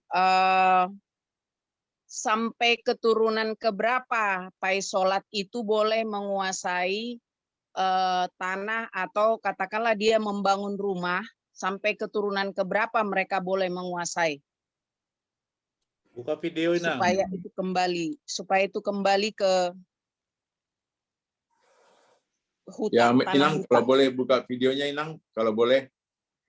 Mudah-mudahan sinyal oke. Nah, mulai Ya, Inang. sampai keturunan keberapa pai sholat itu boleh menguasai. Misalnya kalau mereka membangun rumah, sampai keturunan keberapa mereka boleh menempati rumah itu, dan kapan akan kembali tanah itu kepada pemilik hutan. Oke. Oke, mulai Kira-kira Inang. itu pertanyaan. Mulai tenang, mulai tegudang. Silakan Amang, mau naik pos-pos. Terima kasih. Emang pertanyaan yang sulit dijawab. Karena nggak ada aturannya. Jadi itu makanya otonomi di masing-masing luat itu berbeda-beda hukumnya.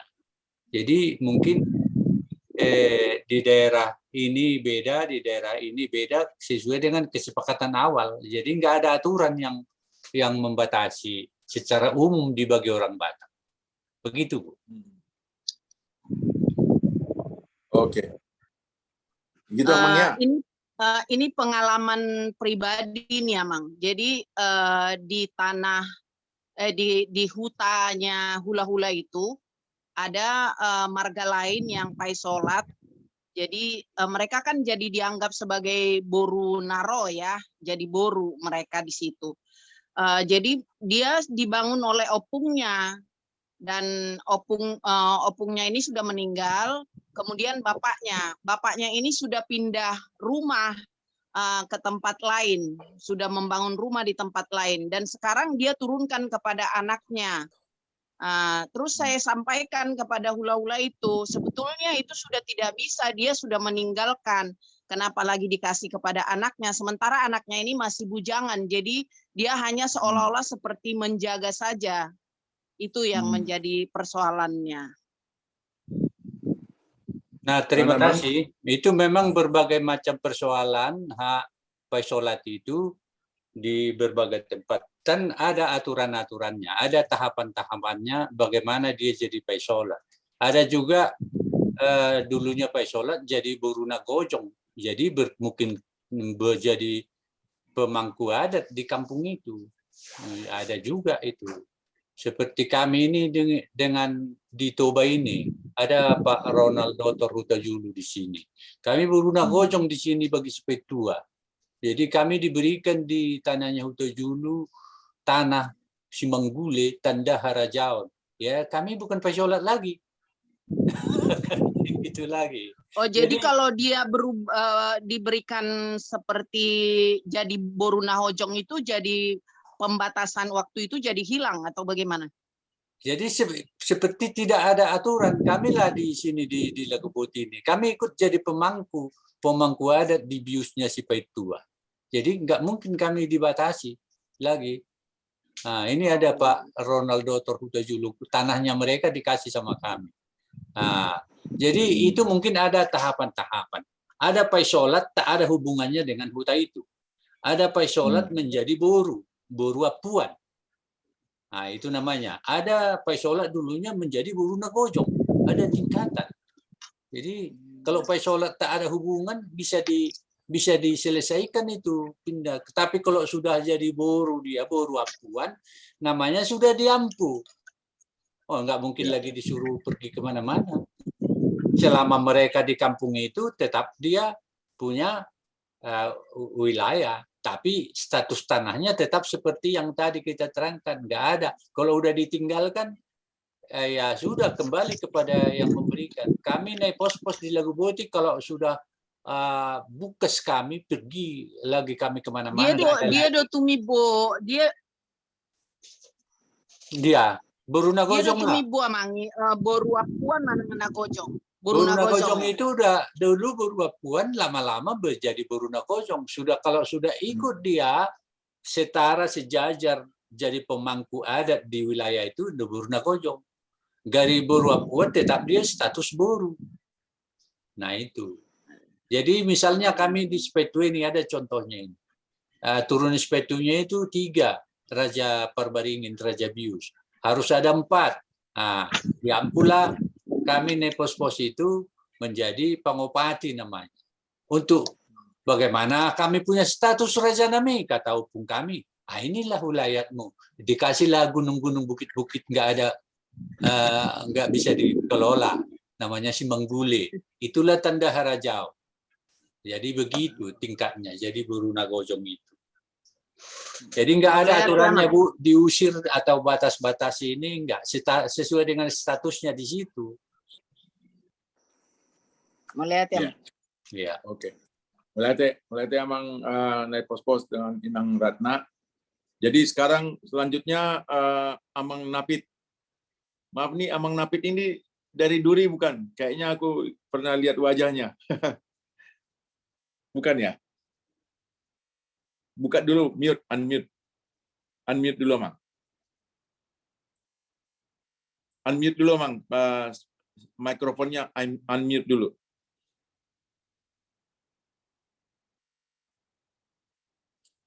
Amang, maaf. Belum, oke. Udah. Ulangi lagi, Amang. Tadi belum kedengaran dari awal. Jadi saya kebetulan aja buka dan saya senang dengan komunitas Batak Marnonang, dan tadi saya sempat dengar bahwa di Samosir itu masih banyak peninggalan-peninggalan yang kadang-kadang masih menakutkan. Itu yang saya dengar, sempat tadi saya dengar. Itu memang harus kita akui. Apalagi saya barusan pulang dari Tatea Bulan, ya.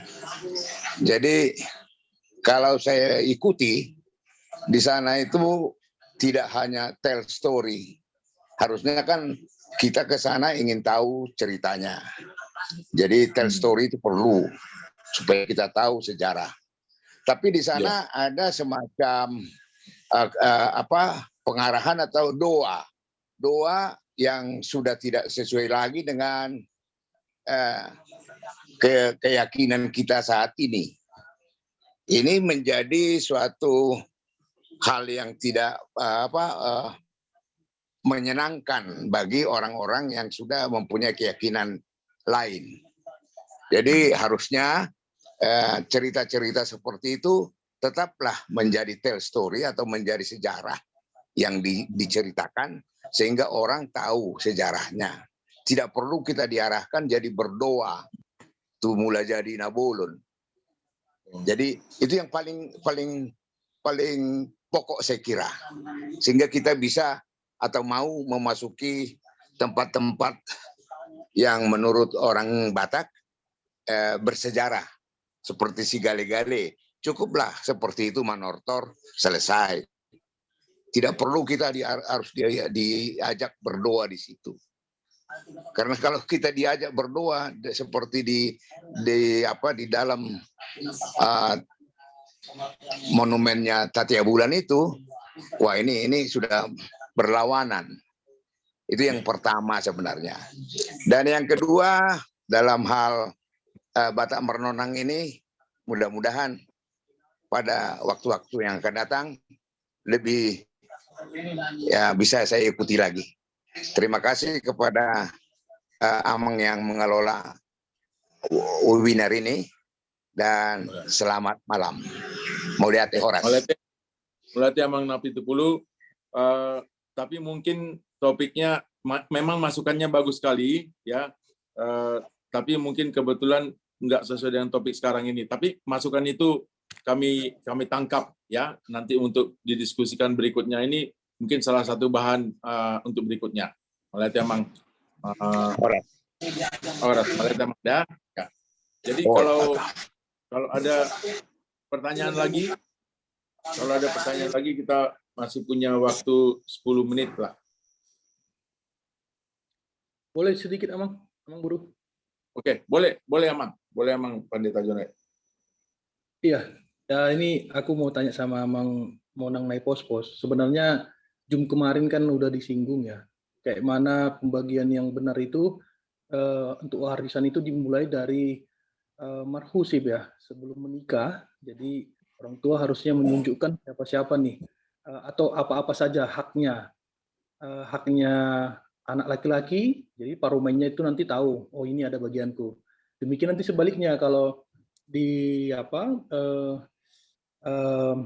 yang si laki-laki yang menjadi boru atau hela di keluarga si perempuan, dia tidak terlalu antusias lah, katakan begitu, untuk mengambil atau meminta hak warisannya, karena di bagian dia dari keluarga dia udah diberikan gitu. Nanti mohon koreksi kalau aku salah mengingat, Amang Monangnya. Nah, pertanyaannya gini, Amang. Sebenarnya ini sangat relevan dengan masalah yang sering terjadi ya. Bahkan satu keluarga atau saudara sendiri, abang beradik itu jadinya nggak omong-omongan ya, nggak bicara karena masalah warisan yang ini semua orang kan pingin menikmati gitu ya. Nah, ada kasus Amang, ada kasus yang pernah aku hadapin. Jadi ini warisannya dari orang tuanya, udah lama meninggal, opung si A katakanlah demikian. Dia opung A ini punya udah meninggal dua-duanya, suami istri, punya anak 5, 2 laki-laki. Yang laki-laki ini udah meninggal juga anaknya. Tinggal yang hidup itu istrinya, istri masing-masing dari anaknya, dan mereka ini punya anak, ya, punya keturunan anaknya ini. Baru 3 perempuan ini masih hidup dan mereka punya keturunan juga. Lalu yang jadi masalah, 2 anak laki-laki ini karena cuma 2, mereka mengklaim ini bagianku, lebih besar begitu. Lalu bahkan ada ucapan, bapak dulu ngomong begini, mama dulu ngomong begini gitu. Jadi mereka nggak ketemu, bahkan jadinya musuh-musuhan, anak-anaknya pun jadi musuh-musuhan gitu. Dan nggak ada titik terang. Nah, sementara datang pihak perempuan juga rindu juga, ada juga yang salah satu pihak perempuan itu pingin juga ini hartanya ini kan, tanahnya apanya lumayan juga sih nilainya, ada miliaran gitu. Jadi pihak perempuan pingin juga. Wah, datang pihak laki-laki, wah ya terserah kalian mau ngomong apa, pokoknya ini punya kami udah dibilang bapak mama gitu, opung kami pernah bilang gitu, atau itulah. Lalu yang jadi masalahnya sekarang adalah bingung mereka mau bergerak dari mana gitu, ini menyelesaikannya gimana. Secara adat aku sih berharap dari adat aja deh ya, karena kalau dari hukum positifnya, aku pernah tahu tahun ini atau tahun lalu ya, Mahkamah Agung kan udah membuat satu keputusan bahwa laki-laki dan perempuan sama pembagiannya, peace gitu ya, nggak ada lagi apanya. Itu dari Mahkamah Agung. Jadi hukum positif udah pasti berbeda jalurnya. Aku mau tahu dari adatnya gimana sih Amang Monang untuk menyelesaikan ini, atau prinsip-prinsipnya mungkin, jadi aku bisa merenungkan untuk kedepannya. Terima kasih, Mang. Berarti Amang Pendeta Jonet, silakan Amang naik pos-pos. Ya kan? Nah, inilah persoalan apabila titik-titik adat itu tidak dilakukan. Dan inilah kesalahan, semasih hidup orang tua tidak dilakukan pembagian. Nah, itulah kesalahan. Dan setiap dilakukan pembagian, menggoli sinamot, sulang-sulang hariapan, dan ukap pobung, pasti ada pengetua-pengetua di situ. Pasti ada kerabat-kerabat di situ. Kalau di situ ada sengketa di kemudian, maka mereka hadir jadi hakim. Bahwa apa yang mereka dengar dinyatakan dengan sebenarnya. Kalau begini, orang tua tidak berbisik-bisik kepada anak satu, berbisik kepada anak dua, nggak ada saksinya, apa kata tokoh adat. Kita sebagai penimbang lah. Kita anggaplah kita sebagai juru adat penimbang. Apa mau kita katakan? Nggak ada kita dengar. Nah, paling-paling seperti apa kata Mahkamah Agung itu, bagi rata lah kalian, berbedai, recok kali pun kalian. Paling itu, kalau aku ikut jadi hakim adat di situ. Apa mau dikata? Jadi begitu memang kalau memang hukum-hukum adat waris ini tidak dilaksanakan dengan bagus dari sejak awal. Dan itu pengalaman kami sudah kami lakukan dari orang tua. Tak ada sengketa setelah orang tua kami semua sudah meninggal. Nggak ada yang ribut. Buat pun lebih banyak di siap tangan, dan kedua, karena itu sudah ketentuan dari orang tua, nggak ada yang ribut. Nah, kalau kita menjadi penimbang di persoalan ini, Apa mau kita saksikan selain kita katakan bagi ratalah kalian. Hanya itu yang kita bisa sebutkan. Kalau kita pun raja penimbang adat di situ. Demikian pendapat saya. Terima kasih. Oke, berarti Amang, mungkin ini yang terakhir ya, pertanyaan karena sudah mau mendekati 3 jam. Mungkin sebelum kita tutup dengan ada 2 program lagi, closing statement, kemudian doa penutup. Mungkin nanti Laiben silakan umumkan hasil kuis yang kedua. Tapi sebelum itu mungkin kita bisa berfoto dulu ya. Gimana Bang Amang Laiben? Ya, boleh foto dulu. Ya. Boleh kalau mau berfoto dulu boleh lah. Ya. Yang silakan buka videonya untuk kenang-kenangan kita. Nanti di-share di grup-grup WhatsApp. Ya. Silakan. Laiben ke 1, 2, 3. Berapa halaman? Di layar saya ada 3 screen, ada 3 halaman, jadi tolong agak lama senyumnya, meski agak kering nanti. 1, 2, senyum.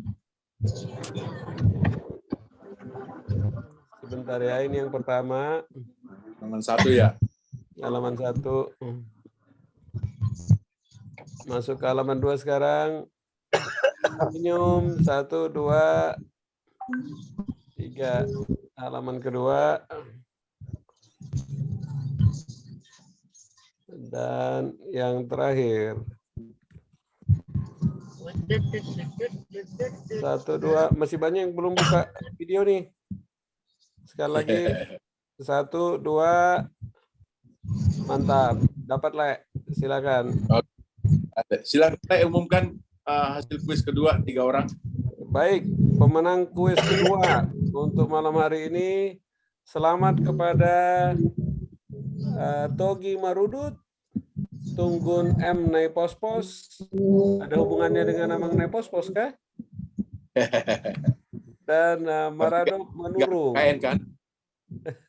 Yang ketiga siapa?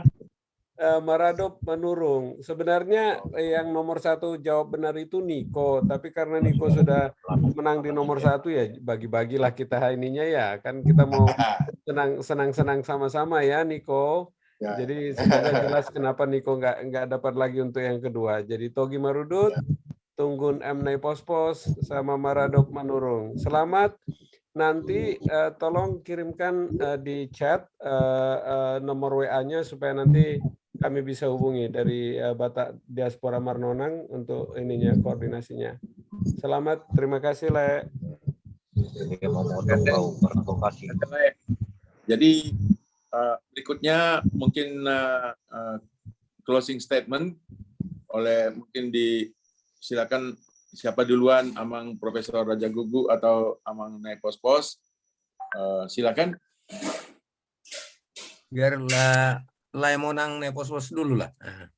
Oke, oleh. Oke, terima kasih. Disampaikan ya. Oke, terima kasih. Pada sebenarnya leluhur kita sudah menentukan peranata hukum-hukum adat itu baik dalam perwarisan dan perwilayahan itu sejak zaman dulu. Tapi karena kita masyarakat keturunannya sudah beralih kepada pemikiran modern dan sudah lama berlangsung, sehingga kita lupa akan aturan-aturan hukum adat yang sudah pernah terjadi. Dan sekarang kita menuai masalah akibat kelalaian itu, sehingga itulah yang kita bahas sekarang. Tapi kita harus yakin, kita harus percaya bahwa apa menjadi warisan hukum-hukum adat leluhur kita itu, apabila kita dalami dan kita manfaatkan sebagai ruang diskusi untuk mencari solusi akan masalah-masalah warisan leluhur kita di masa mendatang, mungkin akan bisa kita selesaikan dengan baik. dengan adanya bantuan dari pakar-pakar kita di sini, Pak Ronsen, mungkin bisa disinergikan dengan hukum adat, dengan hukum keagrariaan itu yang sudah kita jelas tadi kita dengar dari beliau. Itu harapan saya ke depan. Terima kasih. Prof. Mau lihat ya, amalai, lai haposan. Baik, terbigi dong. Terbigi. Dengar nama Oh, Bro. mau lihat ya, mau Silakan, lihat ya. Bro. Jadi songon panipuli ni parnonangota di bagasan Bornginon tulu job pita marnonang mulai sian awal nakin macai gudang informasi nadapotita nagabe pamorahon parbinoto atta taringotu masalah hukum adat pewarisan adat Batak. Jadi adong ucatat naki beberapa hal terutama menakin komentar nih Dr. Ronsen Pasaribu nakin bahwa istilah na tepat dokon nasida nakin adalah tanah komunal dan tanah individual. Molo dihita taringetu lahan-lahan adong di Tanah Batak maksudnya dok. Molo istilah ni lain naik pos-pos nakin, lain monang naik pos-pos, tanah ripe-ripe, o tanah pangupulan nakin nate. Ima jona perjolo. Jadi na penting molo tacatat nakin sian saran-saran nasida, ima adong bukti, kunang bukti legalitas. Taringot tu aka kepemilikan ni tanon. Jadi molo sian kacamata ni BPN sebetulnya mungkin berupa sertifikat. Kalau sian manang bukti sian kepala desa, molo sian kacamata nilai monang neposus nakin batas-batas hobar balok. Tidak nasida adong jabar hobar balok. Gimana perjulu? Nah kedua nakin bagaimana, nah salah satu yang penting sebetulnya bagaimana mengamankan kepemilikan tanah komunal nakin, bagaimana mengamankan kepemilikan tanah komunal, dan yang ketiga bagaimana memproduktifkan tanah komunal. Jadi tidak hanya kepemilikan tapi memproduktifkan tanah komunal. Jadi sebetulnya judul ini parnonangota di bagasan Bornginon di mataringotu hukum adat pewarisan adat Batak sebetulnya na berpikir roalani gudang persoalan na timbul di keluarga-keluarga manang di marga-marga. Jadi molo tidak apakah mungkin misalnya tanah-tanah ripe-ripe naki manang tanah komunal itu memang harus diturunkan ke keturunan marga yang bersangkutan, berarti kan melalui keturunan laki-laki begitu. Sedangkan yang keturunan perempuan itu sebetulnya sudah memiliki tanah komunal juga di tempat suaminya atau di kampung suaminya. Kalaupun dia punya tanah pauseang, maka itu tidak bisa dimiliki. Karena apa? Karena nanti bisa-bisa memang kampung itu jadi beralih ke marga lain. Itu maksudnya barangkali. Kenapa tanah-tanah komunal ini harus turun ke marga keturunan marga yang bersangkutan. Nah, barangkali ada pemikiran begini. Misalnya kalau tanah-tanah komunal ini memang karena dulu dari leluhur diwariskan kepada keturunannya, itu melalui keturunan laki-laki. Nah, orang tua juga kan umumnya juga punya tanah atau harta juga yang bisa dikatakan harta gonogini ya, yang dicari selama berkeluarga. Nah, ini mungkin yang bisa dibagi secara rata barangkali ya. Jadi ada beda antara tanah komunal tadi dengan tanah yang dimiliki berdasarkan tadi selama berkeluarga begitu ya. Jadi mungkin bisa diistilahkan tanah gonogini atau harta gonogini. Nah, tadi ada saran dari Amang Gultom tadi ya, di luar daripada tadi masalah pewarisan itu ada digitalisasi wisata air ini untuk memajukan Bonapa Sugit kita atau kawasan Danau Toba. Jadi tidak hanya tadi ada efek pembangunan itu di kawasan pariwisata ini bisa juga menimbulkan permasalahan dalam perebutan dan kepemilikan tanah.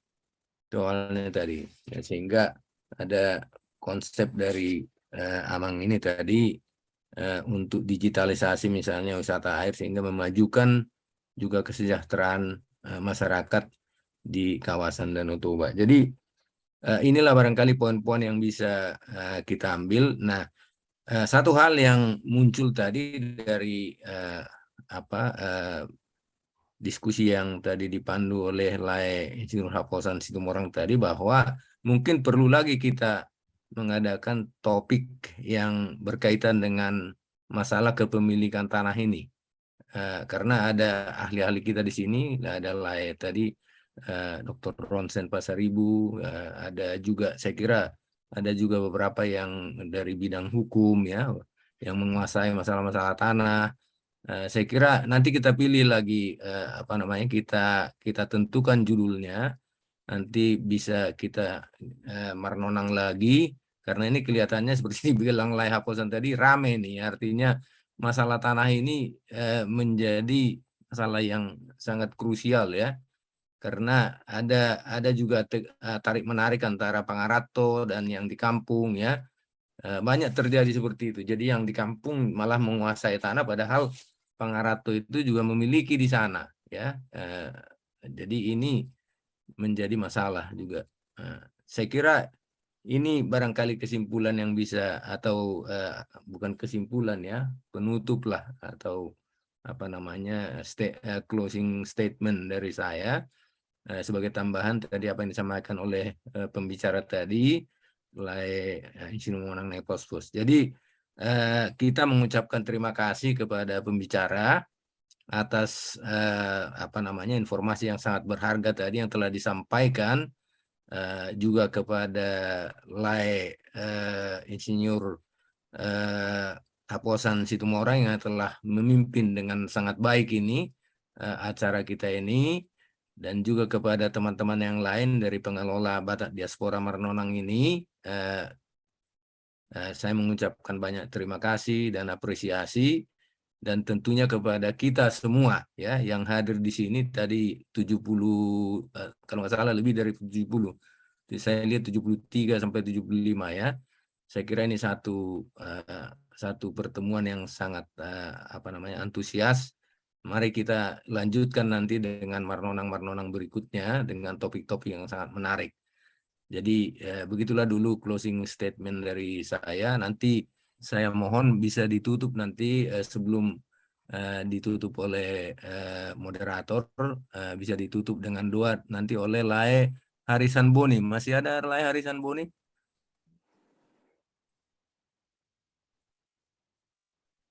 Halo. Masih ada? Masih ada. Lae Harisan Boni, Nainggolan. Ya? Tidak. Oh, masih ada? Masih? Halo, Lae Harisan Boni, tolong dibuka itunya. Di unmute. Halo, Lae Harisan Boni. Oh. Ada kok itu. Ada ya?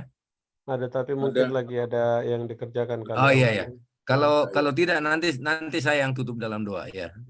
Silakan Lae Haposan Situmorang ya. Berarti melatih Amang Insinyur Monang Nepospos dengan Amang Profesor Dr. Bostang Daja Guguk. Ini sangat bernas ini acaranya. Jadi nanti ini akan kita buatkan di YouTube rekamannya. nanti Amang Lai Bernhard akan buatkan di YouTube seperti biasa. Setiap acara Marnonang ada di YouTube. Mungkin nanti Lai buatkan link utamanya yang sudah ada Batak Diaspora Marnonang sebelumnya, Lai ya. Jadi biar bisa yang bagi yang belum melihat Batak Diaspora Marnonang 1 sampai 8 bahkan 9 bisa melihat di situ sebagai archive. Sebagai archive kita, tukar menukar informasi. Mungkin sebelum silakan. Jadi mungkin doa penutup. Setelah itu mungkin sebelum doa penutup, aku akan tutup aja dulu. Jadi sesudah doa penutup langsung tutup. Jadi mohon maaf kalau ada kesalahan kami panitia yang nggak berkenan. Mungkin bahasa Batakku marpasir-pasir, mohon maaf ya. Jadi makanya aku pengen belajar di sini di Marnonang ini. Aku banyak mendapatkan masukan-masukan, informasi yang berharga. Apalagi kami yang di Pangaratuan ini ya, Daosian, Danau Toba. Jadi mohon maaf kalau tidak berkenan. Jadi terima kasih sekali lagi kepada Amang Insinyur Monang Nai Pospos, Amang Profesor Bastang Dajebugu dan teman-teman semua, dan juga kepada Amang Dr. Ronsen Pasaribu yang sudah banyak masukannya, dengan juga Amang Siombing dan yang lainnya. Inilah gunanya kita Marnonang tapi bermanfaat bagi kita ya, paling tidak bagi kita orang Batak, terutama untuk memajukan Dongan-Dongata di Buana Pasogit. Nah, jadi silakan Amang. Jadi kalau ada Amang Harrison sudah bisa sama Harrison. Oh ya, Lai. Silakan Lai Harrison Boni, tolong ditutup dalam doa, Lai. Baik, terima kasih Amang. Mari kita berdoa. Bapa kami di dalam surga, terima kasih Tuhan pada saat malam hari yang indah ini Tuhan kami dapat berkumpul